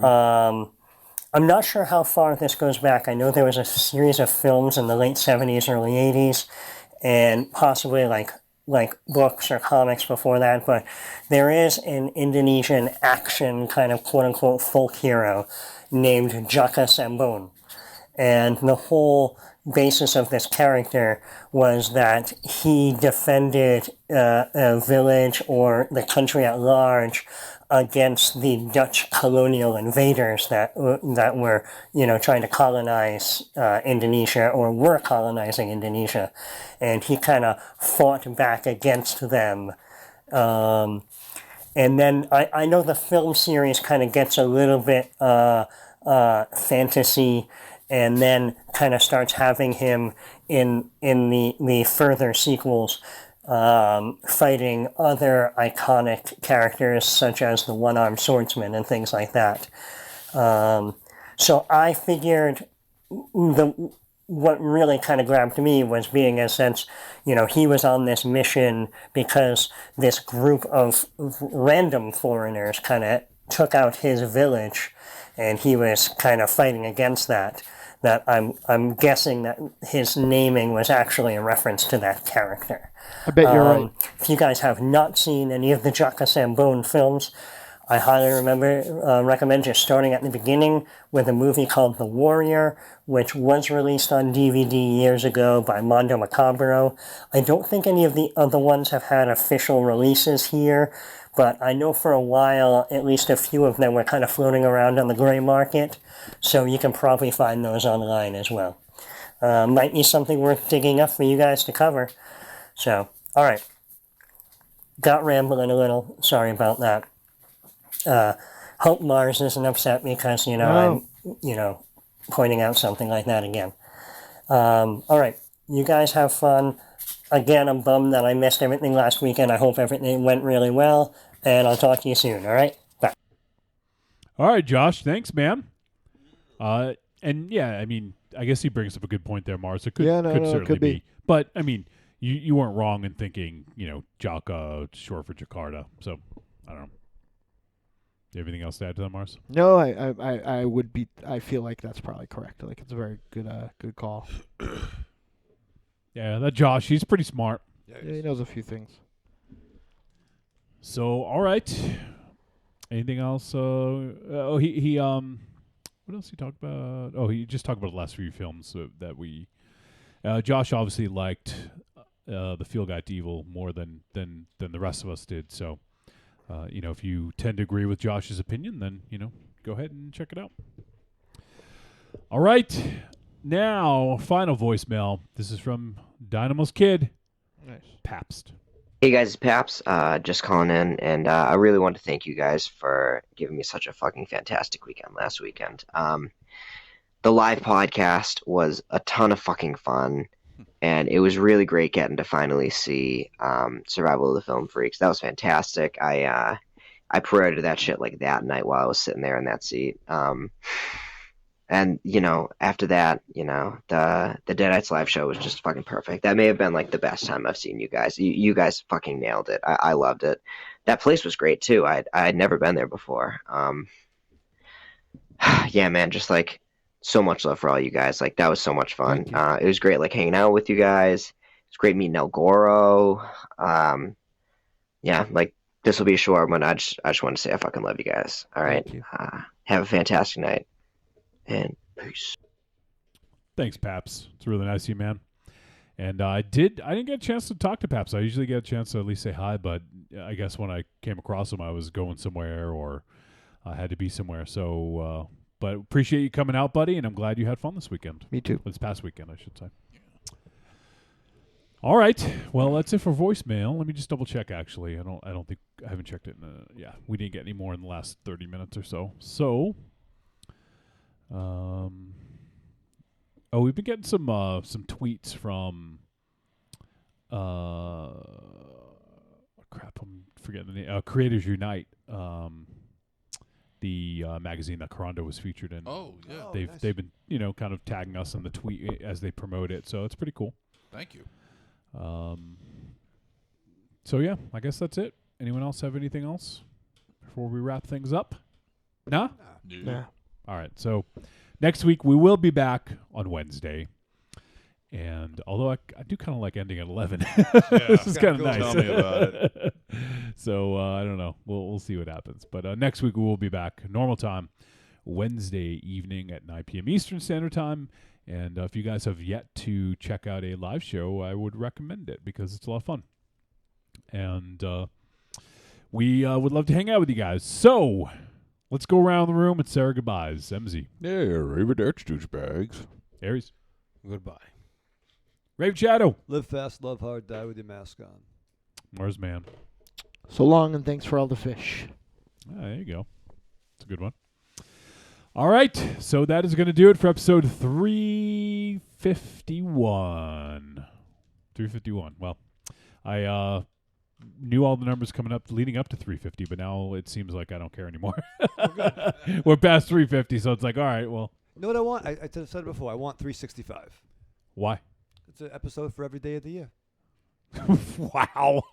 We're probably already past that, actually. Oh, yeah, fair. But no, it'd be nice. If you count Zero, Halloween, the year ends. Star Wars. Do those count? Yeah. Well, I feel like that's like a different show.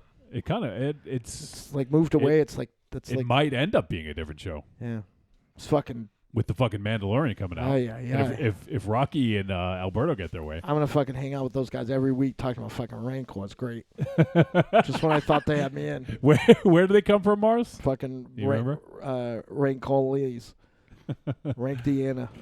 All right, so that is going to do it for this episode of Trick or Treat Radio. I want to thank everyone who contributed some feedback, and for the people who braved Thursday night to come hang out with us live, and for everyone who's going to hear this on the podcast.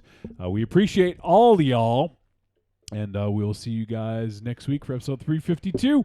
We talk about the wind. Join us then. See ya.